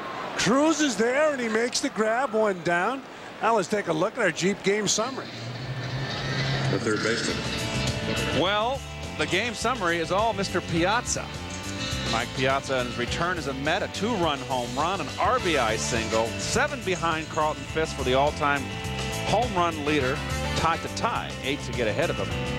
Wigginton, of course, who came into the game with a 0 for 18 against right-handers, got an RBI double. And Wigginton takes a ball. Wigginton hit by a pitch. He's got a double in his game. He's got 2 RBIs.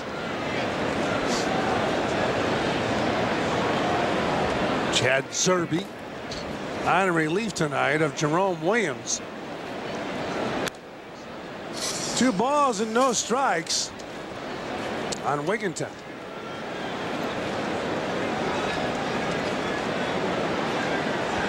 Florida winning again tonight, beating the Dodgers 1-0.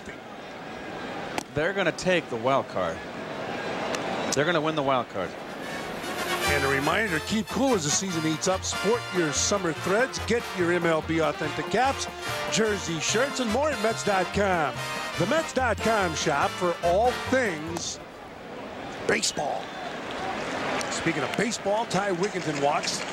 He's got his, look at that, there it is right there. How about when you were a kid, Keith, that had all those assortment of caps out there in San Francisco? I would have worn the Giant cap. But I wore a Cardinal cap. You couldn't get them. You couldn't get the out-of-town hats, and you couldn't really. There wasn't a lot of stuff. There wasn't. There was no marketing. You got a potpourri. You had Hat Day, and you got those cheap hats. You know, but they're not cheap anymore. They were worthless. Back then, they were worthless. But the donut shop downstairs. I think the bills were made inside the bill was made of cardboard. They changed that. One rain, the bill just disappeared. They're manufacturing those a whole lot better today. Yes. So stop by or check it out on Mets.com. Joe McEwing with an 0-1 count, 1 out. McEwing reached first on an intentional pass, and he takes a strike. We'll talk about the crowd here last night, again tonight. Expecting good weather here in the New York area tomorrow. Then over the weekend, the Rockies will be in town. 4 games starting Friday. There you see the crowd. Excellent crowd. Boy, when you guys were playing in the mid-'80s and you had this place rocking with the crowds here at Shea. Mike Piazza with a curtain call. call tonight. Kind of a shy curtain call. Now, I don't want to get ahead here, but you've got one of the fine hitters in the National League, one of the finest hitters in the National League coming in with Colorado, Todd Helton. And he is on a red-hot streak this month of August. He's hitting .417 for the month of August. So kids that want to see a good left-hand hitter, Todd Helton's the man. So tomorrow night, the Giants and then Helton and the Rockies all weekend. There goes Wigginton, and he's safe at second base. Santiago wisely holding on to that ball. When the runner gets a big jump, just hold the ball. What is going on with these Mets tonight? We haven't seen this in years. Look at the jump. That's the steal off the pitcher right there. The 10th stolen base for Wigginton. 4 stolen bases for the Mets in the game. Well, certainly a dimension the Mets have not been able to feature until Reyes came to the big leagues and Duncan. Score that 5-3. McEwing is out as Felice flips to Galarraga at first base. Wigginton holding his ground at second. And Wigginton talking to the man he replaced on the New York Mets, Edgardo Alfonso, out there at second base.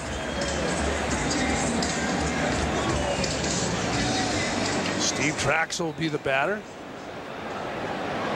Trachsel, of course, 6-3 lifetime and 15 starts with a 2.65 earned run average career versus the Giants, and slowly inching to his 7th victory against the Giants. Cedeno on deck. Steve Trachsel, one of those players. A lot of players have gotten into the art of collecting wine, and Steve Trachsel has done it.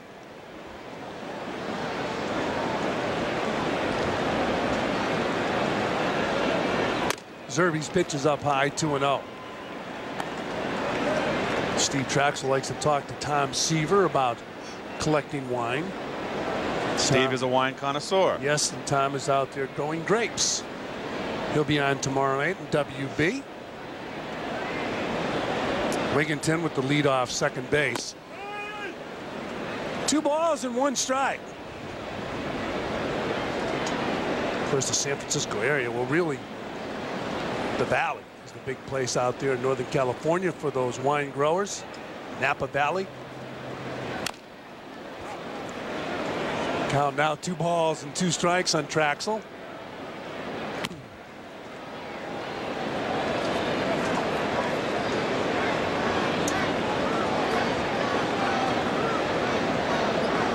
So Chad Zerbe pitching to Trachsel with a runner on second base. The Mets with a 4-run lead. The Mets have 5 runs on 7 hits. The Giants 1 run on 3 hits.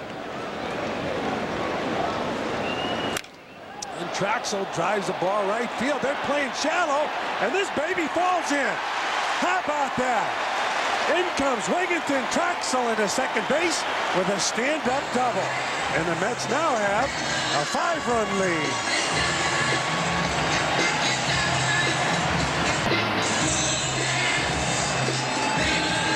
They played them shallow and they got burnt. The right fielder, number 19. Well, it's a fastball here right down Broadway, and Trachsel swings a pretty decent bat. Even though his average is 0.779 coming into this game, he's a threat up there. That's his 3rd RBI of the season. 2nd double. Cedeno fouls it off. As you can see, he's 0 for 2 tonight. So far, it's been all Mets. And so far, Barry Bonds has 1 hit, a single. He got thrown out at second base. There's a 1-hopper. So Alfonso scored 4-3 as he flips to the big cat. Cedeno's out. Trachsel stranded, but he drove in a run. It's 6-1 New York. To San Francisco. Steve Trachsel taking his warm-up tosses. And it's 6-1. Center fielder, number 9, Marquise Grissom. And a reminder, tonight on MSG at 11 o'clock, don't miss the best in New York sports talk. On the late night edition of Talk of Our Town, presented by Sims. Call up and have your opinions heard live tonight at 11 on MSG Network. So we're set to go, and so is Marquise Grissom. Marquise Grissom having a good year for the Giants. About 304, 15 home runs, 56 RBIs. But without that guy there, Barry Bonds, the Giants are in big trouble. Well, I think it's catching up to them a little bit. They don't look that good when you've lost your shortstop in Rick Aurelio. You've lost your outfielder Marvin Bernard. You've lost your leadoff hitter in Ray Durham. Kirk Reeder, your left-hand starter, is out. Rob Nen is out for the whole year, their stopper. It's amazing this club is 10 games in front. Yeah, and it's they've got a month and a half left. You know, it's funny because when I was with the Giants, they used to call it the June swoon, and it was usually when the Giants would come east and they'd run into weather like this. They were used to that cool weather in San Francisco. Of course, that's rationalized, and they were always trying to rationalize why we would fall out of it. Barry Bonds is well aware of it. Keith Hernandez is well aware of it because they grew up in the San Francisco area. They would call it the June swoon. It was in the papers. It was already like the press would give hints of it once we got into the last week of May. Glenn Dickey. Yep. No, I didn't. My dad did not like him. Didn't like Glenn. Glenn is still writing out there. Is he? Oh, yes. Popped it up. Reyes makes the grab, one down. And the story for the Giants all season long is that guy right there, Barry Bonds. The left fielder. Well, in the fourth inning, he got the single here, off the wall, fastball away. We say that Barry stands right on top of the plate. Timo cut it off, didn't really get rid of the ball that quickly. I thought that Barry was fooled, thought it was going to bounce off the wall for an easy double. And as a result, he got thrown out. So he's 1 for 2. Look at the shift. This is incredible. And he hits it right at the shortstop, who's in right field, shallow right field, Jose Reyes. How about that shift? Number 13. Well, like I said, it's a soft line drive. Really a good at bat on a tough pitch by Trachsel. But he stands so close to the plate. He's a dead pull hitter. He's become a dead pull hitter. So that'll bring to the plate Edgardo Alfonzo with 2 out here in the top of the 6th inning. Alfonzo playing his favorite position, second base.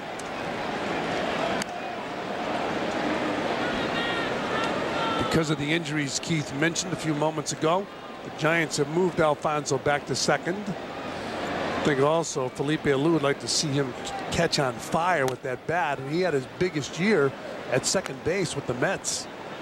Plus, he played flawless defense. As you said, the back problems. He was as good a player as anybody. Yes. Those 3 years he had here in New York. The Mets agonized over that move last year, and they had a pass on Alfonso. Was very popular and well liked within the organization. You see the defense set up for Alfonso as opposed to that shift that was on Barry Bonds. But Bonds, like Ted Williams, takes it as a challenge. Yes, stubborn. He is. Okay, I'll drive it through somehow. I guess Ted Williams did. Up high. Ted Williams, of course, missed 5 years to military service. A lot of people forget that Willie Mays missed 2 years. I did not know that. The cat Andres Galarraga on deck.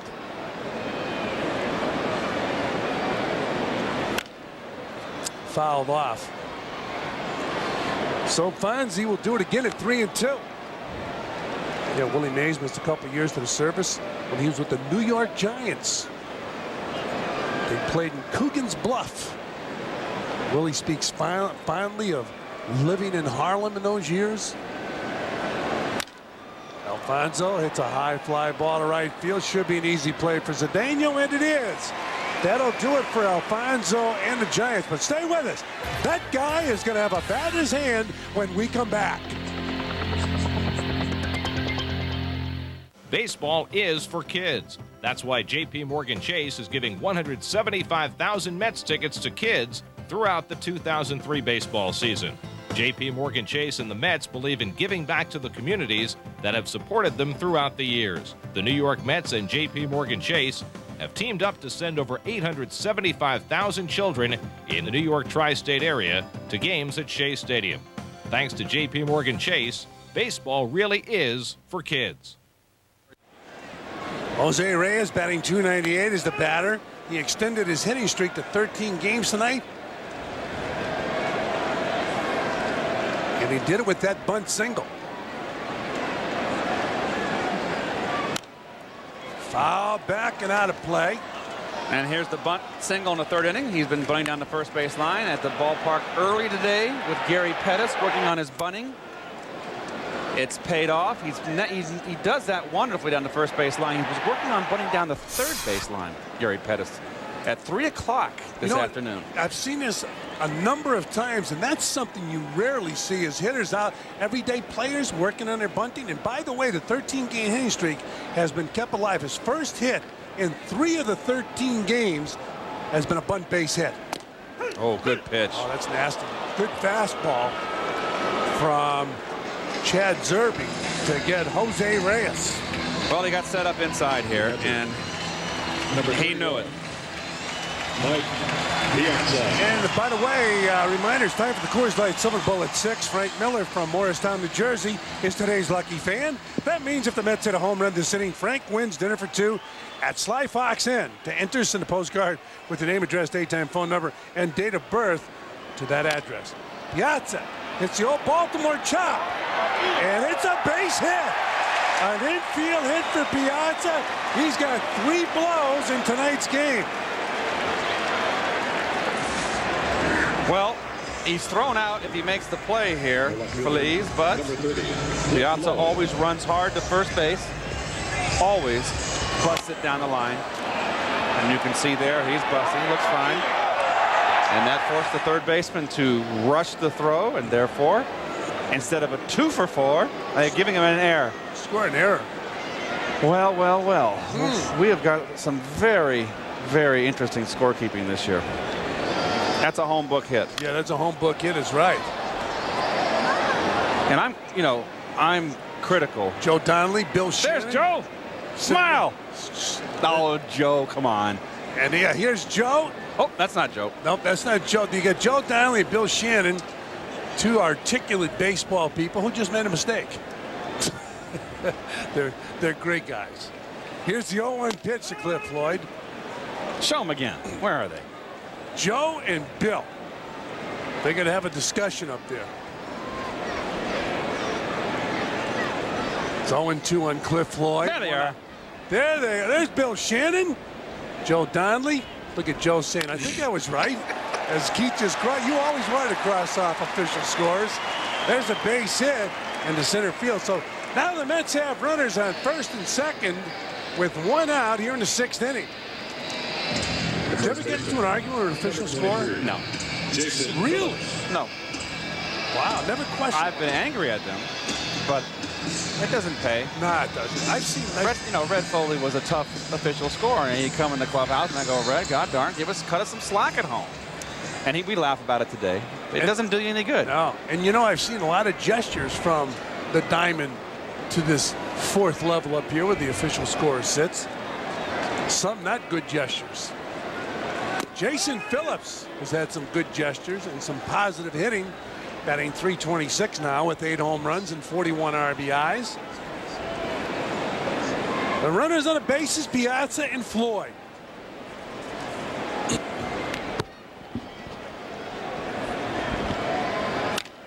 There's a ground ball to short. Should be 6, 4, 3 double play.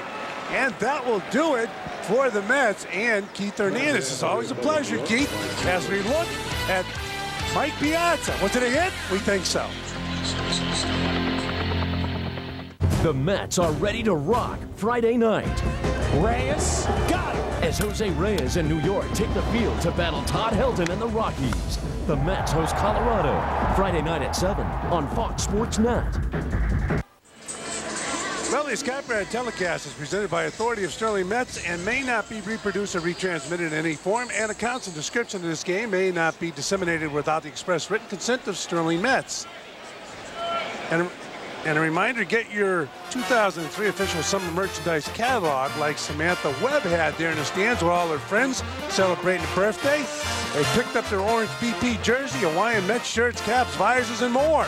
Call 877-THE-GAME for your copy or to place an order. You saw Samantha Webb in the stands. Ted Robinson? That's Samantha. Thanks for pointing that out, Fran. She had her Mets shirt and cap on. As Galarraga lifts a foul out of play to the right. The daughter of our award-winning director, Bill Webb. Okay. You were kind to him this time. And it is her 21st birthday. And now that I had a chance, there's Samantha. Well, the guy in the white shirt's got, there's Samantha with the Met hat on and the Met shirt. And the beautiful thing about seeing her, Fran, she looks just like her mother, thank God. Yes, she does. Isn't that tremendous? And all of her buddies here tonight celebrating that birthday.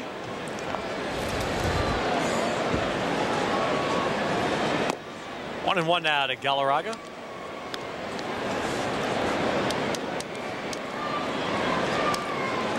Santiago to follow, and then Nefi Perez.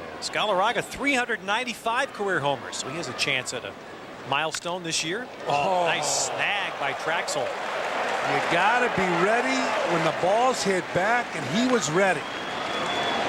When you release the ball, especially today, the way they hit the ball so hard, you got to be set to field your position, and Trachsel does it. Of course, if the ball was to his right, he would have never gotten that ball. It was to his left. He gloved the ball, and it made it look easy. So here is Santiago, and really the story in a lot of ways tonight will be overshadowed in the sense that Piazza's return has been spectacular, but Steve Trachsel's authoring another terrific game against the Giants. And keep in mind, Mike Piazza's catching that game. That's going to be a hit for Santiago. So he's on base 3 times now, a double, a hit batsman, and a single. Now tonight, 10:30 on MSG Network, an all-new Angles presented by Bex, and it'll be a Team USA basketball preview with special guests all at Angles tonight on MSG Network. Nefi Perez will come to the plate, and then we assume there'll be a pinch hitter for the pitcher, although the Giants are carrying 13 pitchers on their roster, so Felipe Alou only has 4 extra men to use. But he's at a point here in the game where he's going to have to use one of them.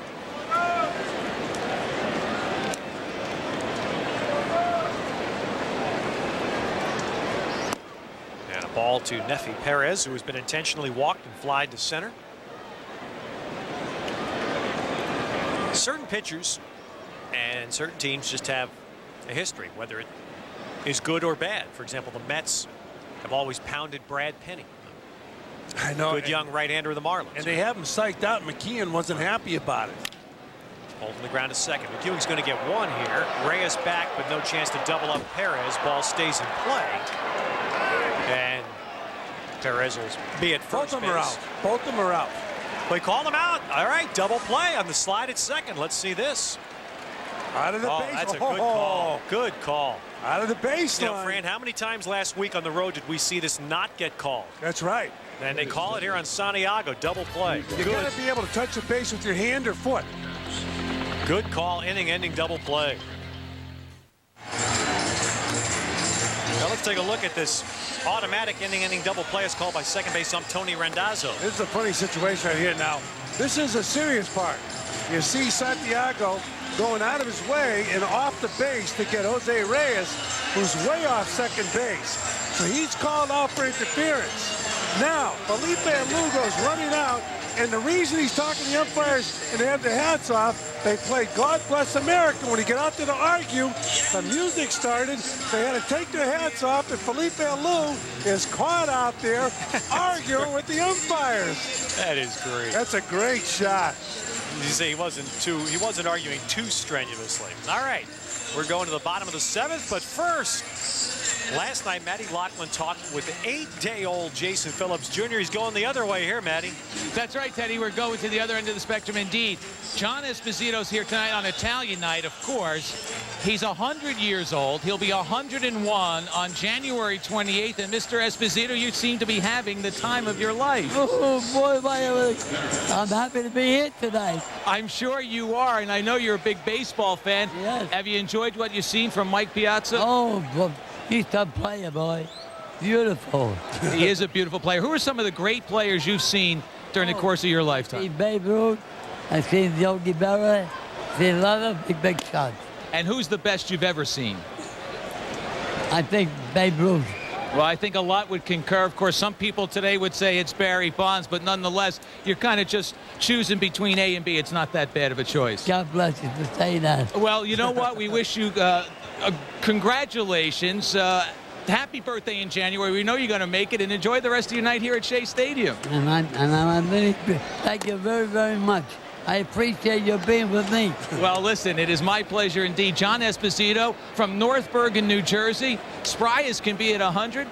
It's going to be 101 in a few months, fellas. What a night for him. That's great. I just can't believe you didn't say Fran Healy. Yeah, what's going on? I can't believe it. You know, when he was talking, I thought Matty was going to say who was the best Italian player. Ah. So would it be Joe DiMaggio? No, has to be. He didn't mention Joe D. How about that? Number 9. You know any Italian in the country that wouldn't mention Joe DiMaggio? Well, of course, and it's fitting as Wigginton steps in after the leadoff walk to Timo. Ty's been on 3 times tonight, has 2 RBIs. Sort of fitting that you talk about that with San Francisco being here, because of course that was the home of so many great Italian-American ball players. DiMaggio, Crosetti. In DiMaggio's era, there were Tony Lazzeri, there were just an incredible number of great Italian-American baseballers that came from San Francisco, played in the old Pacific Coast League.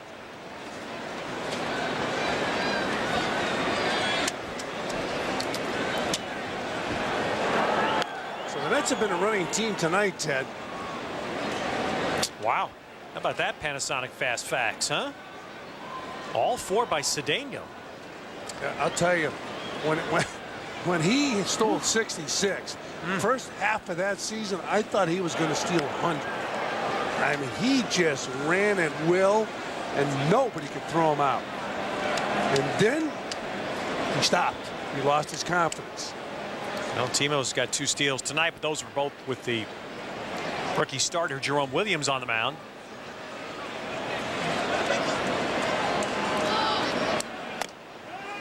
It's 1-1 now to Wigginton. You know, since it is Italian night, we were talking about Joe D. I'll tell you, I'd put up there in his class, but he's a catcher. Mike Piazza, who can swing that bat. Tom Seaver picture. Is that Tom?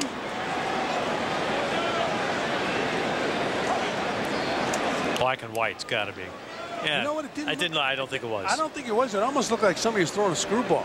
Tom Seaver had that overpowering fastball and a slider. Great control. How about, was that Gentry? Yeah, I don't know who that is. That's not Tom. It's a gift. No, that's not Tom Seaver. You're right. The way the hand turns, it does look like, but I can't think of any right-handed screwballers the Mets had. Actually, Mike Marshall did pitch here briefly, didn't he? The Mets. I believe he did. That's hit a long way. That's well hit. Cruz going way back to the base of the wall. Perez to third and Wigginton into second, and this is a night for Ty to smile a little bit. He's had a struggle at the plate, but tonight on base 4 times, 2 doubles. He's certainly giving the fans here at Shea Stadium something to be excited about. And Wigginton hitting the ball hard. He hit the ball hard in Phoenix. Hit a long home run against the Diamondbacks, and since then he's been swinging a pretty good bat coming out of a slump. You see the lead runner, Timo Perez, with good speed, and I'm kind of surprised Timo didn't have a better grasp of what that ball was going to do, but he moved to third base, and the Mets have runners on second and third with nobody out and a pitching change, Ted. So Chad Zerbe out, Felipe Alou going to that rather populated bullpen, and Matt Hergis, veteran right-hander, gets the call. 7th inning at Shea. The Mets have a 6-1 lead.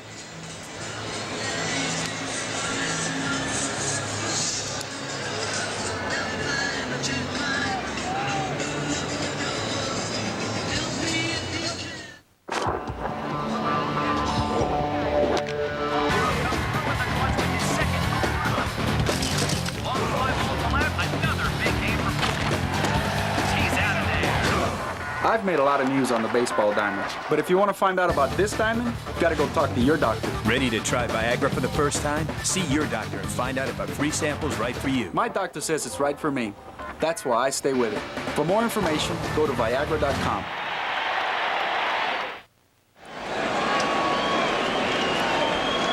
Right-hander Matt Hergis is the third Giant pitcher of the night. Fairly new to the Giants. He spent the first half of the year with San Diego, 40 games there. This is his 12th game as a Giant. He's had a fairly good year. 3 saves, a 2.5 ERA. Faces Joe McEwing, infield in for San Francisco. Base hit here, you pretty much can chalk up a victory. Although Yogi, who's probably watching, would tell you that great phrase he coined with the Mets in 1973, it ain't over till it's over. The way the bullpens are today, though, it's close to being over when you get a big lead late in the ball game.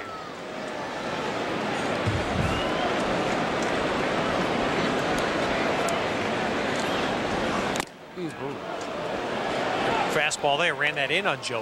0-2. McEwing had a bases loaded, no one out at bat in the second inning. Flied out to shallow right center.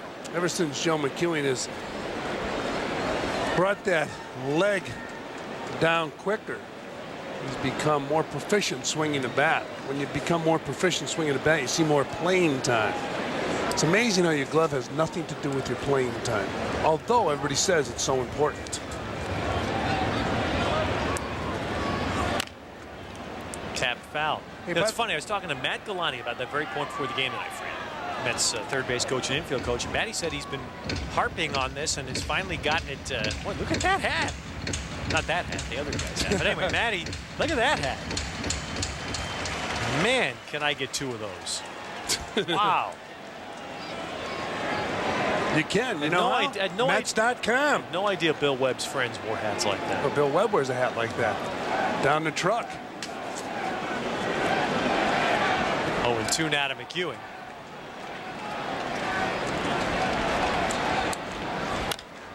Joe puts it in play. Nepi Perez won't have a play at the plate. So Timo Perez in as McEwing put it in play. Timo running on contact scores. You love it. Great speed on first base. The coach tells you break on contact. So what happens? When the ball is put in play with a half swing and you break on contact, no play at the plate because of that speed. Watch the runner at third. Timo Perez, break on contact. So will Ty Wigginton. But Perez with good speed, and all the infielder can do is go to first. But they'll tell you, break on contact. And that's one of the reasons why when you have a hitter who's going to put the ball in play, even with a check swing, you have a chance to score. Trachsel, all the play at the plate here. And Wigginton is out, tagged out by Santiago. He almost got hurt, Ted, because of the bat. Look where the bat is. Yep. And no, you know, as a catcher, you like to get that bat out of the way. Just kick it out of the way so nobody gets injured. It's not going to help you. And Ty Wigginton didn't slide because of the bat. He just stepped over. Watch what happens. Oh, skidded the left foot on home plate too. That is an invitation to injury. But again, it was break on contact. Mets lose. When they broke on contact with Timo Perez, Mets win. So Trachsel the runner at first base, 2 outs, and Cedeno batting. And Roger trying to keep his hitting streak going here. 10 straight games. Hitless tonight and 3 trips with a walk. But anyway, Matt Galani was talking about how he's finally hammered home the point that the Mets need to have, along with their Hitter of the Month and Pitcher of the Month awards, a Fielder of the Month, a defensive award every month to highlight the importance of that. It's amazing. I agree with them because you're not going to get, well, they focus on their defense. Nobody wants to look bad defensively. But the most important thing to a player is his bat. The funny thing is that you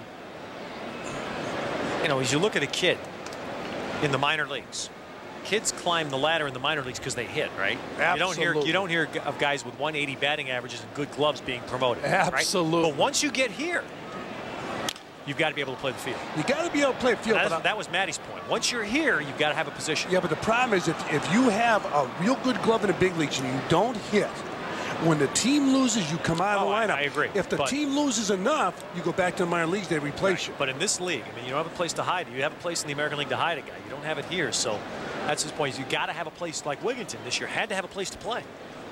And he's found that place. Well, occasionally they try to hide you defensively on the field. And you know what, though? When they try to hide a player defensively, the ball always finds them.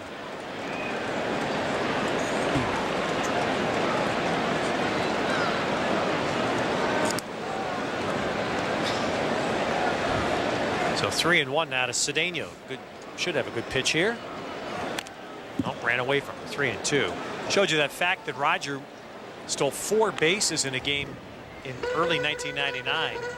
And our Panasonic Fast Facts actually has a slight correction. The last time the Mets team stole as many as 4 in a game was later that same year at Tampa Bay. Cedeno was the last time a Met player stole 4 bases in a game. Rarely is our Panasonic Fast Facts wrong, but when it is, it stands up and takes the heat.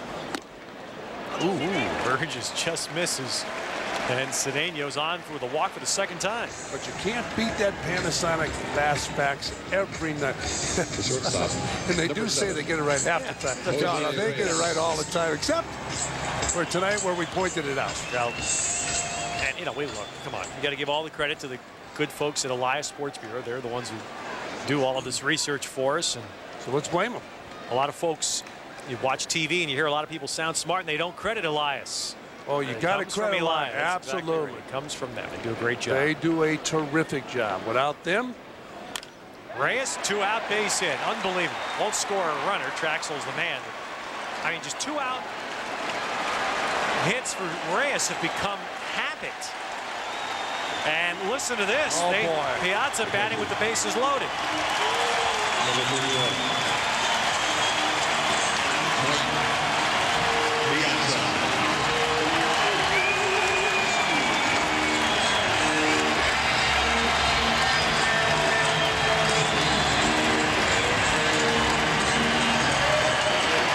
He could make a real good return. Extraordinary right here. Oh, boy. Well, this is what the fans came to see. They came to see Mike Piazza and Barry Bonds hit, and the Mets fans came to see the Mets win.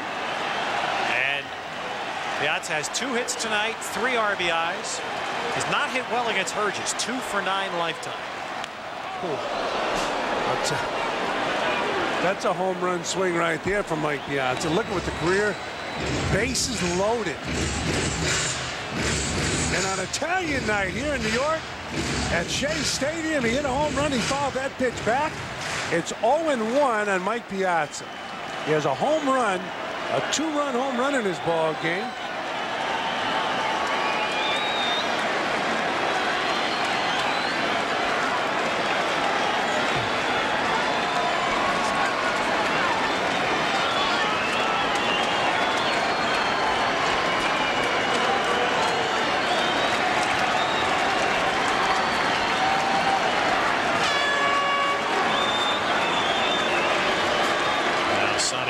Popping up to stop play for a moment.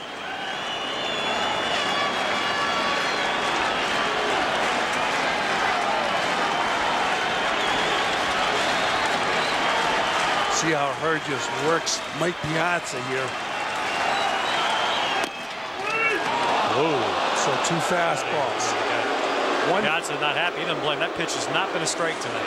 Oh, right there. Look at this. That's down low. That's a gift, which Herges will gladly take. I thought that ball was called a ball. So 2 fastballs, 1 up, 1 down.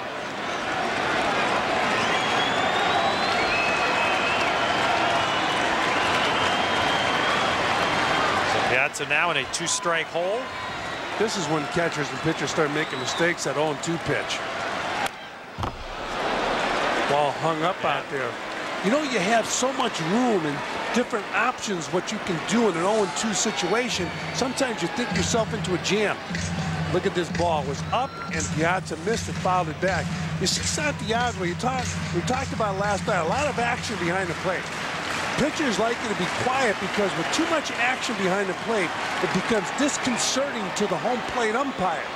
Pitchers want, when they throw a strike, they want that umpire to see it. And if there's too much action from the catcher, you take away that strike occasionally.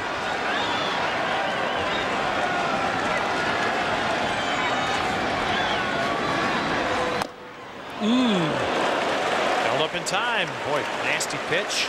1-2. see Santiago put the glove out there.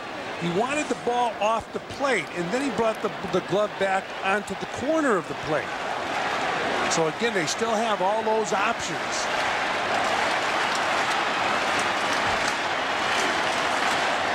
The eyes will tell him. He talks about his hands. He mentioned his hands. He mentioned going through spring training, but it's been a quick trip through spring training. In the hole, base hit. One in. Here comes Cedeno. Bonds doesn't pick it up, and 2 will score on Piazza's 3rd hit of the night. What a return. 5 RBIs. You know what? I think he needs to go to Binghamton and get a swing in 2. Don't you? He was concerned about spring training all over again. But boy, oh boy, he rushed through it. And it was another big hit for Mike Piazza on Italian night here at Shea. Look at this. Good swing.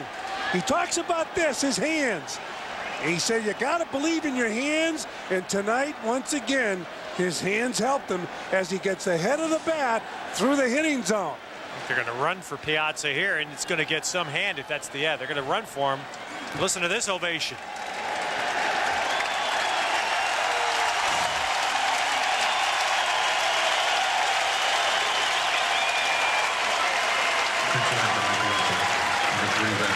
You know, one of the things that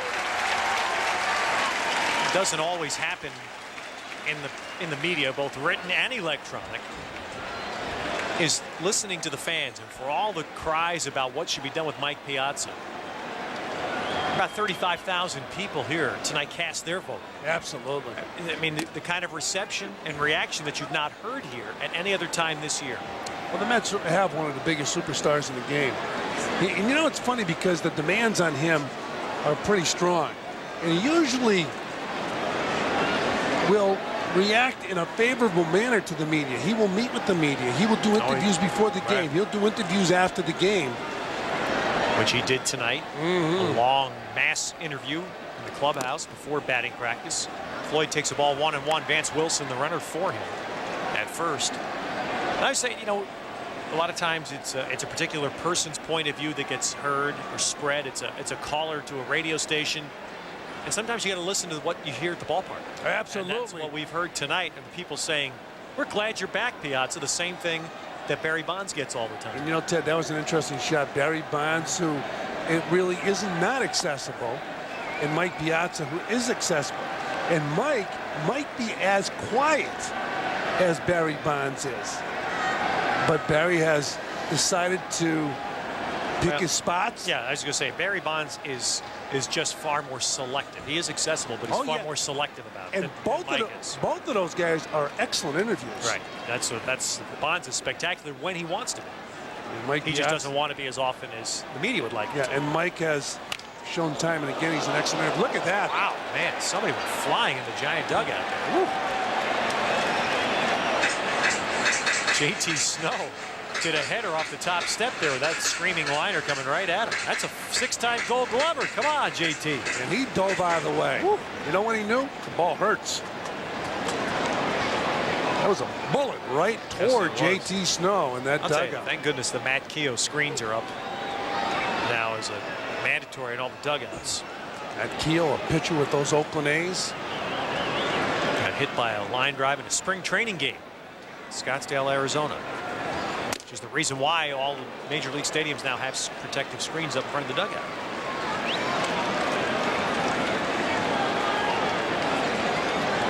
Cliff Floyd 1 for 3 tonight with a walk.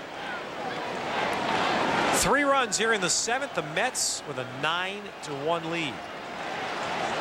Reyes has 2 hits tonight. Piazza 3 hits and 5 runs batted in. Remember, he was red hot before he got hurt.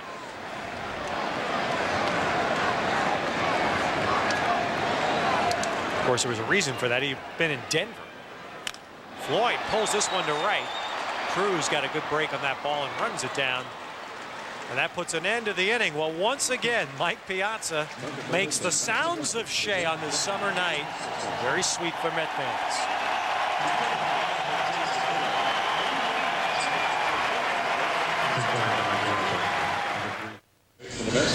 McDonald's fans of the game. For McDonald's, we love to see you smile. Boy, every Met fan in the house tonight is smiling. What they've come to see. The only thing they haven't seen tonight, well, he's disappointed as a Giant fan. The only thing they haven't seen tonight is Barry Bonds hit a home run, although Bonds will get one more at bat before this one's over. But the Met fans have seen Piazza come back with a 5 RBI night. Yeah, it's been quite a night here at Shea Stadium because it's a big crowd on hand for Bonds and Piazza. Marco Scudero in at second base, but Piazza delivering. They get a chance to see Bonds swing that bat. Bonds was cut down by Timo Perez with a long throw from the warning track. So the Mets changing up all around the field. You saw the positional changes, ending up with Vance Wilson staying in the game behind the plate. And Jeffrey Hammonds, the card, Don Baylor's card, getting a little marked up. Jeffrey Hammonds is the pinch hitter here for the Giants, batting for Hergis.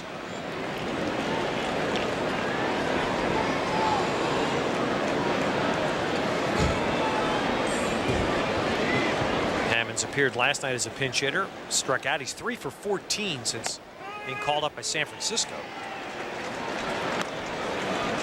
And lefty Scott Air warming up in the Giants bullpen. You know, we started to talk last inning with Trachsel, friend, about pitchers that have marks against teams. And Trachsel, he doesn't have the wins necessarily because you don't pitch against a particular team as much anymore unless you're in the same division. But his career, I mean, he's just been lights out against the Giants. And it's one of those inexplicable things, whether he was a Cub, whether he was a Met. Bonds is about the only constant with the Giants through his whole career. There's certain things that you can't explain. Trachsel goes out here for the second time this year throwing a gem against San Francisco. And Barry Bonds said trouble with Trachsel. Yep. And Barry Bonds is going to go down as one of the greatest hitters of all time and a great all-around player. If there's one thing he struggled with, it would be his throwing. He wasn't blessed with that great throwing arm. Probably along the way hurt his throwing arm. Trachsel, May 17th in San Francisco, pitched 8 innings, gave up 1 run, 4 hits. Well, he gives up his 5th hit here tonight as Hammonds gets a pinch single to start the inning. Now New York Mets baseball brought to you in part by Ford. Visit your tri-state quality Ford store with the best-selling vehicles in America. Ted, that game you mentioned that Trachsel pitched in San Francisco, that was the first game back for Jason Phillips. And that was the first time he was put out at first base. Trachsel was warming up. Exactly. He heard the lineup. He turned to Vern Rule while he's warming up. He said, does Jason Phillips play first base? And Vern Rule said, he does today. And Jason Phillips has been very impressive playing first base since that day in San Francisco. Cruz hits one shot. Oh, and a stop by Phillips. And there'll be nobody covering the bag. Trachsel doesn't get there. So the end result is a base hit. But Phillips made a spectacular play. Trachsel's mad at himself. Well, he should be. Yeah, he's got to get over there. I mean, this is an out. Took a double away from Cruz. And we all know that if it's a foot race, the other guy's going to win. Third baseman. But what a play by Phillips, taking an extra base hit away from Cruz Jr. Diving to his left. Ball was behind him when he gloved it. What a pick. We're just talking about how he did it in San Francisco his first day. That ball smoked. Yep, Trachsel watched, and he knows it. Now, see, the story was he questioned Vern Rule. He said, does he play first base? He said he does today. And what happens? Steve Trachsel doesn't go over and do his job. But he's pitched a whale of a ball game so far. So here's Pedro Feliz, and that's just what Trachsel wanted. Double play ball, turned easily. Now what Trachsel can say is the reason I wanted him to reach first is I wanted to get a double play. And here it is. This is tailor-made 6-4-3 double play. And you saw Jose Reyes, fundamentally sound, get in front of the ball. He went down on one knee like they do in the little leagues and made the play. You know, Matt Galante, you were talking about him before. I had a conversation with him before the ball game today, and we were talking about how the Latin American players have made defense more exciting. And it's not getting in front of everything, but right there, Reyes did. But Matt said that was a tough adjustment for Matt Galante, a kid who grew up in Brooklyn and a kid who was taught conservative, fundamental baseball. Oh, Barry Bonds not going to play. No, Bonds is done. Well, once there was If he had a chance to bat with a couple of runners on base, might be a different story. But Cody Ransom, rookie infielder, comes out on deck. Bonds will get ready for tomorrow night. You know, and that's going to be an RBI hit. So Marquise Grissom has driven in both runs off Trachsel. Hammond's in. It's 9-2. That's Grissom's 58 RBI of the season. He has been biggest surprise, perhaps, of all the free agent signings. Now listen to the fans. You notice, I'll tell you what, no, they've been upset twice tonight. They were upset in the third inning when Joe McEwing got intention to walk, right? Because they came to see Joe McEwing hit tonight. And now they're upset because they came to see Barry Bonds hit as well, and he's been pulled from the game. And this poor guy, Cody Ransom at the plate, is going, why me? I used to see it with the Giants when we were in the dugout. If the manager wanted a pinch hit for Willie Mays, the fans would boo the hitter that was pinch hitting for Mays. I saw a player turn the manager down one day. He said, I'm not going out there. They'll kill me. Well, we'll be talking the mound here is Ransom, a shortstop by trade. Dan Wheeler getting up in the Met bullpen. Hey, by the way, Art Howe, Ted, told me before the ball game, he said people were upset when I watched Barry Bonds last night. He said, when was the last time you saw Barry Bonds with 4 ABs? You know what? That's a pretty good point, because managers want to walk Barry Bonds. As we mentioned, he's going to go down as one of the greatest all-around players in the history of the game. We focus now on his hitting, but how about stolen bases?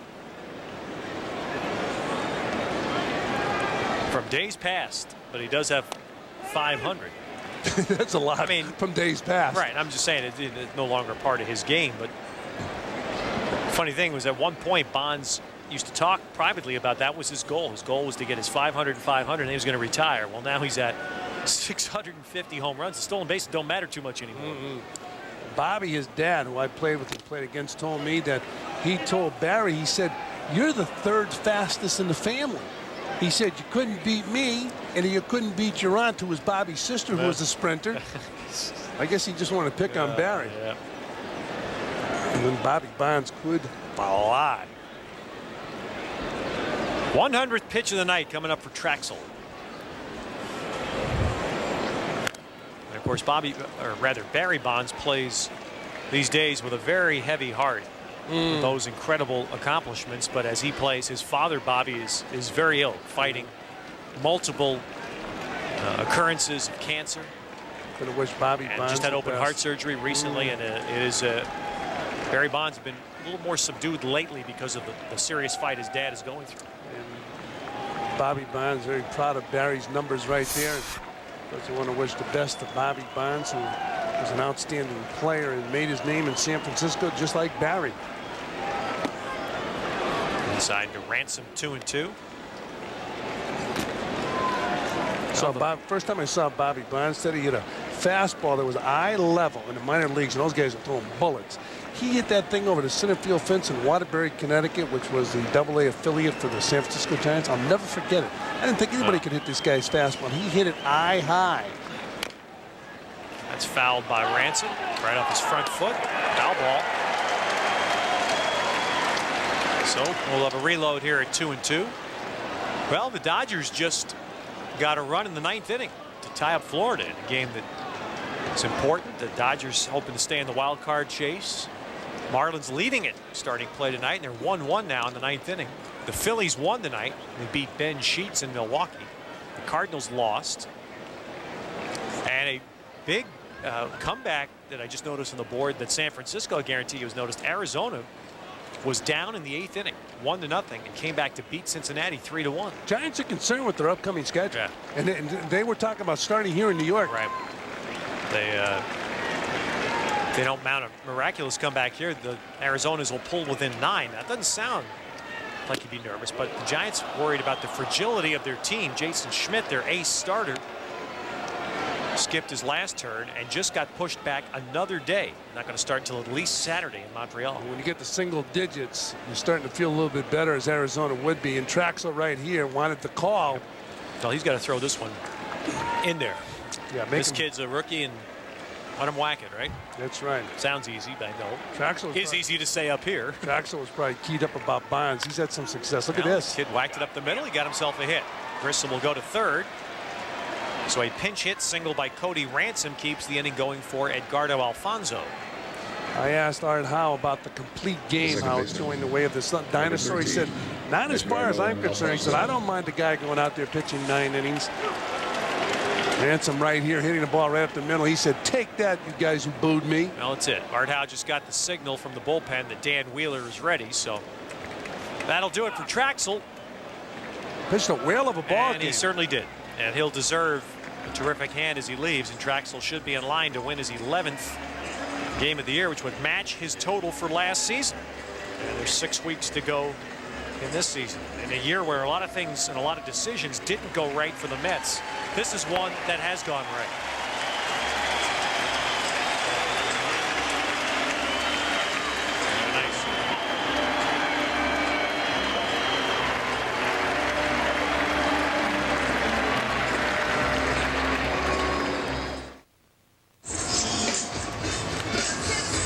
Tomorrow night here on MSG, huddle up with Big Blue as the Giants gear up for the NFL season on an all-new Giants training camp report. That's tomorrow night at 7 on MSG.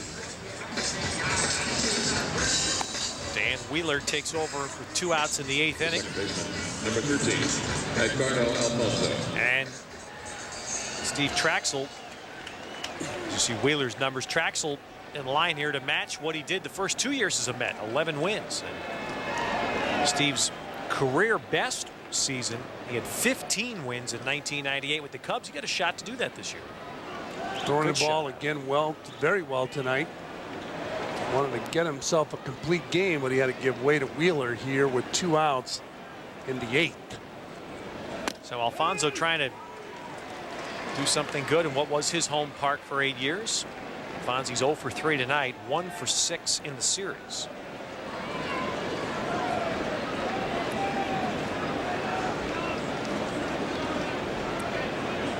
He'll always be remembered as part of that great defensive infield. Olerud, Alfonso, Ordonez, and Ventura.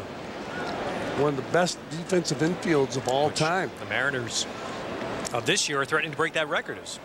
Big story on that today in USA Today. And guess who's in the middle of that one? Olerud. We'll take a look at the line for Steve Trachsel. 7 2/3 innings pitched, brought to you by OTB. He's responsible for the runners on the bases. They're on the corners right now. He gave up 8 hits, 2 runs, 2 earned runs, 2 walks.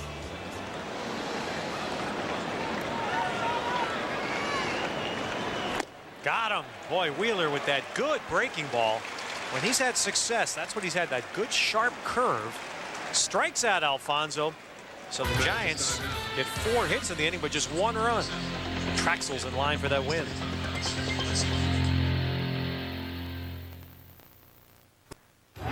Join us at Shea Stadium on Friday night, August 29th. Catch Reyes, Piazza, Floyd, and the rest of the Amazons as they battle the Philadelphia Phillies at 7:10 p.m. The first 12,000 kids 12 and under at the ballpark get a Mets picture frame, courtesy of Konica. For tickets, stop by Shea Stadium or Keyspan Park. Visit a Mets clubhouse shop, log on to Mets.com, or call 718-507-TIXX.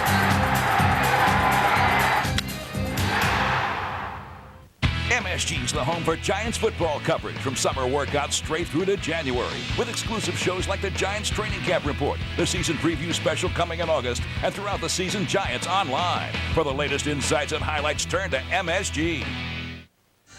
Coming up next on MSG, it's Sports Desk presented by Toyota with a full recap of the day, including post-game here at Shea and Vinny and the Jets. As August means preseason football, August also means Team USA basketballers getting ready for Olympic qualifying, and that'll be the subject of Angles tonight, presented by Beck's Beer, a Team USA preview. Al Troutwood with special guests. Meanwhile, bottom of the 8th here, all sorts of changes for the Giants. The Mets will have Jason Phillips to lead off, and they'll face left-handed pitcher Scott Air. The 4th Giant pitcher, Feliz, has moved from third base out to left field. Now batting for the New York Mets, first baseman. There's the number 23, veteran left-hander Air, who came over from the American League last year, was an important pickup for the Giants. Look at how much he's worked. 60th game here tonight. Jason Phillips fouls it back. Interesting, last night during batting practice, there was a conversation in the outfield between Jason Christensen, left-handed reliever for the Giants, and John Franco. And they were swapping stories because both are virtually the same timetable, having had Tommy John surgery almost the same exact time last year. Both have come back, and they were talking about their sordid war stories. In the hole, Ransom, good defensive player, and he makes the play to get Phillips. Nice play by Ransom to get Phillips, who's 1 for 4 in tonight's ball game. That ball had hit written all over it. Ransom going to his right, makes the grab, and then gets it across the infield in time for Galarraga to tag that base before Phillips gets down. And the key right there is Phillips really doesn't run that well. So you get the ball into the area with the bounce, and it's an out. That must kill Jason Phillips to realize he could have 2 hits in tonight's ball game. Yep. We saw Nefi Perez moved over to third base with Ransom at short. Timo takes a strike. Yorvik Torrealba's behind the plate right now for the Giants. Hopefully they'll get a lot of the starters out. Santiago's out.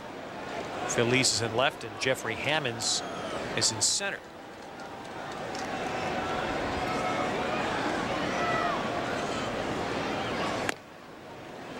Timo 2 hits tonight, 2 for 3 with a walk. So the Mets in line to take their 4th straight game this year from San Francisco, the team with the 2nd best record in the league. And August, for those of you with a memory that goes back a year, August was an absolute month of misery last year for the Mets. It destroyed their season. An 11-game losing streak, which ended when Timo Perez hit a game-winning home run in Denver. Just an awful month. And then got drilled for it. And instead, this August, Bob Murphy, Hall of Famer, has a chance for a few happy recaps as the Mets are playing better ball against contending teams. There's the Murph. There indeed is Bob Murphy, who is winding it down after, and he said tonight before the game, I said, 50 years, that's a pretty good run. I said, sign me up for that right now. Give me 50 years, I'd take it. He's with the Boston Red Sox, working with Kurt Gowdy. Number 9. Came over to New York, was offered a position back in Boston. Later on, thought about it and said, am I crazy? Everybody wants to go to New York. Yep. Think about how remarkable it is that this franchise in 42 years has had 2 of its 3 original broadcasters still with them. Ralph Kiner, who will be back with us on next Monday. You'll see Kiner's Corner on Fox Sports Net. Ralph was out there in Phoenix with us.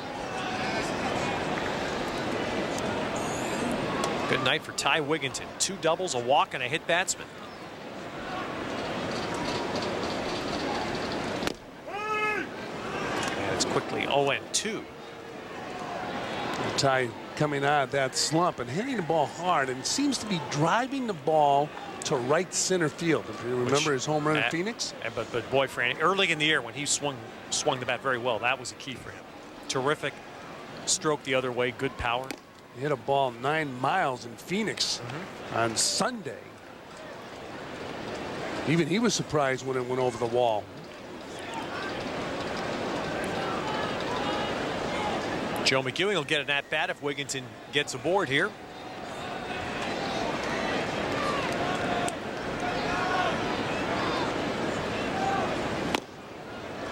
Held up in time, 2-2. So this August for the Mets, as we approach the midway point of the month, has been a lot more fun. It's a Met ball club that doesn't quite have the offense that the opening day team, as Tom Glavine looks on the first start tomorrow night, doesn't have the offense that the opening day team was expected to have, but it's a lot better defensive team, more speed.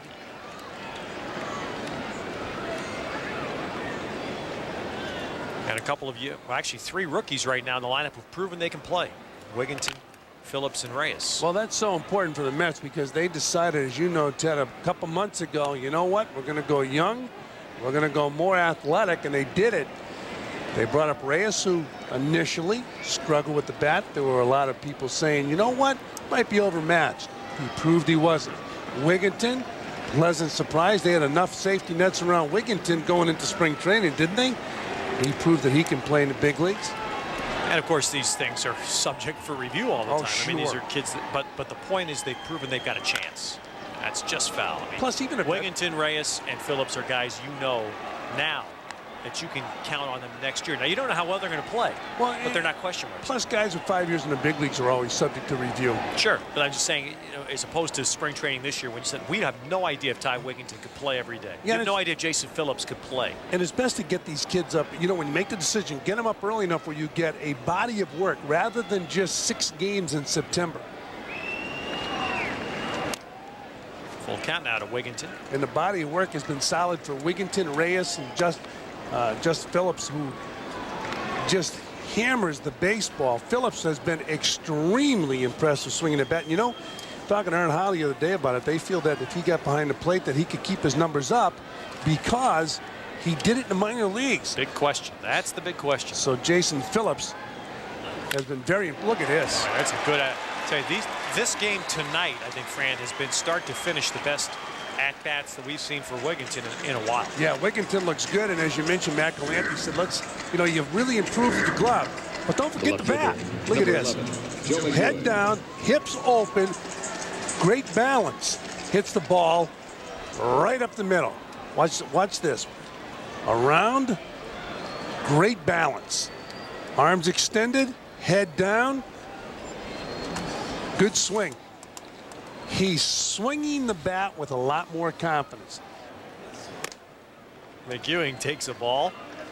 McEwing is 0 for 3 with an intentional walk.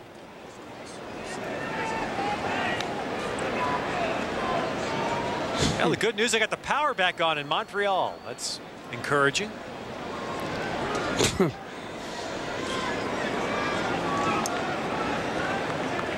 They're playing in the 7th. Cubs won today. McEwing hits one to shallow left. Philly's got a late break, but he'll make the play. So we go to the 9th at Shea. The Mets looking to make it 2 in a row against San Francisco.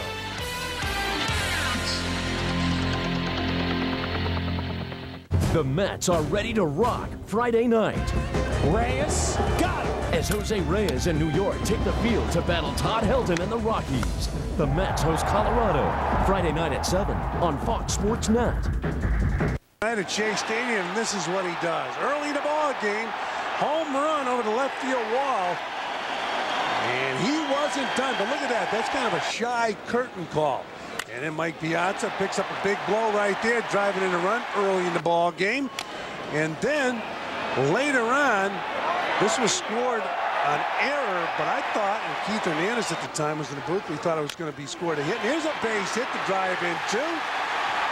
Piazza hits the ball left field. Barry Bonds unable to come up with it cleanly, and 2 more runs scored. So it was Mike Piazza night at the ballpark, and Mike was concerned when he went to rehab, and I don't blame him because it's spring training all over again, but he keeps himself in such terrific shape that he comes back strong, and the fans, and it was a big crowd here tonight, really appreciated what Mike Piazza put on that field. And now finally the exit is for a pinch runner in the 7th inning. You know how good that's got to feel for him? Oh, well, you know, like anybody else, he was going to have his doubts. And, you know, it's going to be important for him to feel good after catching this ball game tomorrow. Urvit Torrealba hits one that Wigginton gets a glove on, and Torrealba aboard. Wigginton not happy with that right there after getting 3 big blows in tonight's ball game. He's been playing a solid defensive third base. Right there, ball eats him up as the ball plays him rather than him playing the ball. So that'll be an error on Wigginton. Nefi Perez will bat. Well, last night Barry Bonds was the story. Even though the Mets won, it was Bonds that made the highlights. Tonight, the Mets should win again, and Piazza is the story. 5 So RBIs. deciding match tomorrow night, huh? Should be a big crowd out here for the final game of this 3-game series. Tickets still available for the Mets and the Giants. And Barry will be going Bonds for a sweep, they hope. Tom Glavine will be pitching. Barry Bonds will be back in the lineup, and so will Mike Piazza. There's a shot for a hit. So with 1 out, the Giants get a couple on base here in the 9th inning off Wheeler.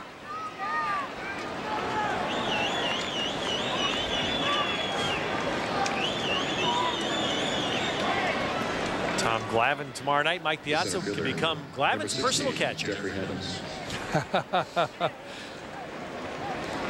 You know, Hammonds at the plate. It never made sense when that story broke, because the first thing you would think about is the one guy that never complained about Javi Lopez was Tom Glavine. I always admired him for that because, you know, Greg Maddux is a very good friend of Tom Glavine. You figure he could jump on the bandwagon and really hurt Javi Lopez. You know who's hurting pitching this year? Javi Lopez is hammering the baseball. And meanwhile, the Mets feeling a little bit better about things with Leiter, although Leiter's last start in Arizona wasn't his sharpest. Al has thrown the ball better. Trachsel, for the most part, continues to be strong, on track for his 11th win tonight. Popped up by Hammond's foul. And if you have Leiter, you have Trachsel, and then if Glavine can continue on his Arizona start, which was terrific, and get back on that track, the last 6 weeks of the year, Mets feel a lot better about things. Well, you certainly would like to end the season on a positive note to give the fans something to be enthusiastic about next year. Well, because those three guys are going to be here. Yeah. 1 and 2. I mean, you know, we talk all the youth you want, but remember, the three starters are they're all veterans. They're all going to be back. And they're focusing also on second base with Garcia as you watch Hammond swing over that pitch. But the shortstop is going to be the key. He's going to elevate the defense, Jose Reyes, and he certainly has done it since being called up. Got him. So Wheeler strikes out Hammonds, 2 down. And you know, Mets, I'm sure, we're concerned about putting too much pressure on Jose Reyes, but he's adjusted well. Always with a smile on his face, and that'll bring a smile to Wheeler's face as Hammond swings and misses. So Jose Cruz Jr. will bat 2-for-3 with a walk tonight. So Al Leiter has 11 wins. Steve Trachsel's an out away from winning his 11th game. And continuing his mastery of the Giants. There's a Met killer here tonight. Just down the road from us. Met fans of the late 70s and 80s. The early 80s weren't exactly glory years for the Mets, but those years, a right-hand pitcher named Mike Krukow, just there's Krukow right there. He owned the Mets. I believe it's 22-9 lifetime against the Mets. He was a very good major league pitcher. You know, it's funny how certain pitchers will own certain teams, and there's no reason or rhyme to it. And Krukow owned the Mets even when they got good in the Keith and Gary years, the mid-late 80s. So 2 outs here in the 9th. Sports Desk comes up right after the game on MSG as Wheeler tries to close it out. And he does it here as Cruz pops it up to shallow right. Raul Gonzalez there, and the Mets have taken 2 straight from the Giants. And tonight, Barry Bonds didn't do anything. Mike Piazza did on his return. 5 RBIs. And so did Steve Trachsel, but Mike Piazza was the big story tonight. 5 RBIs, a home run, and this place was rocking. We even saw a curtain call. So stay with us. We'll come back. Sports Desk is straight ahead, but we'll have a recap at Shea next.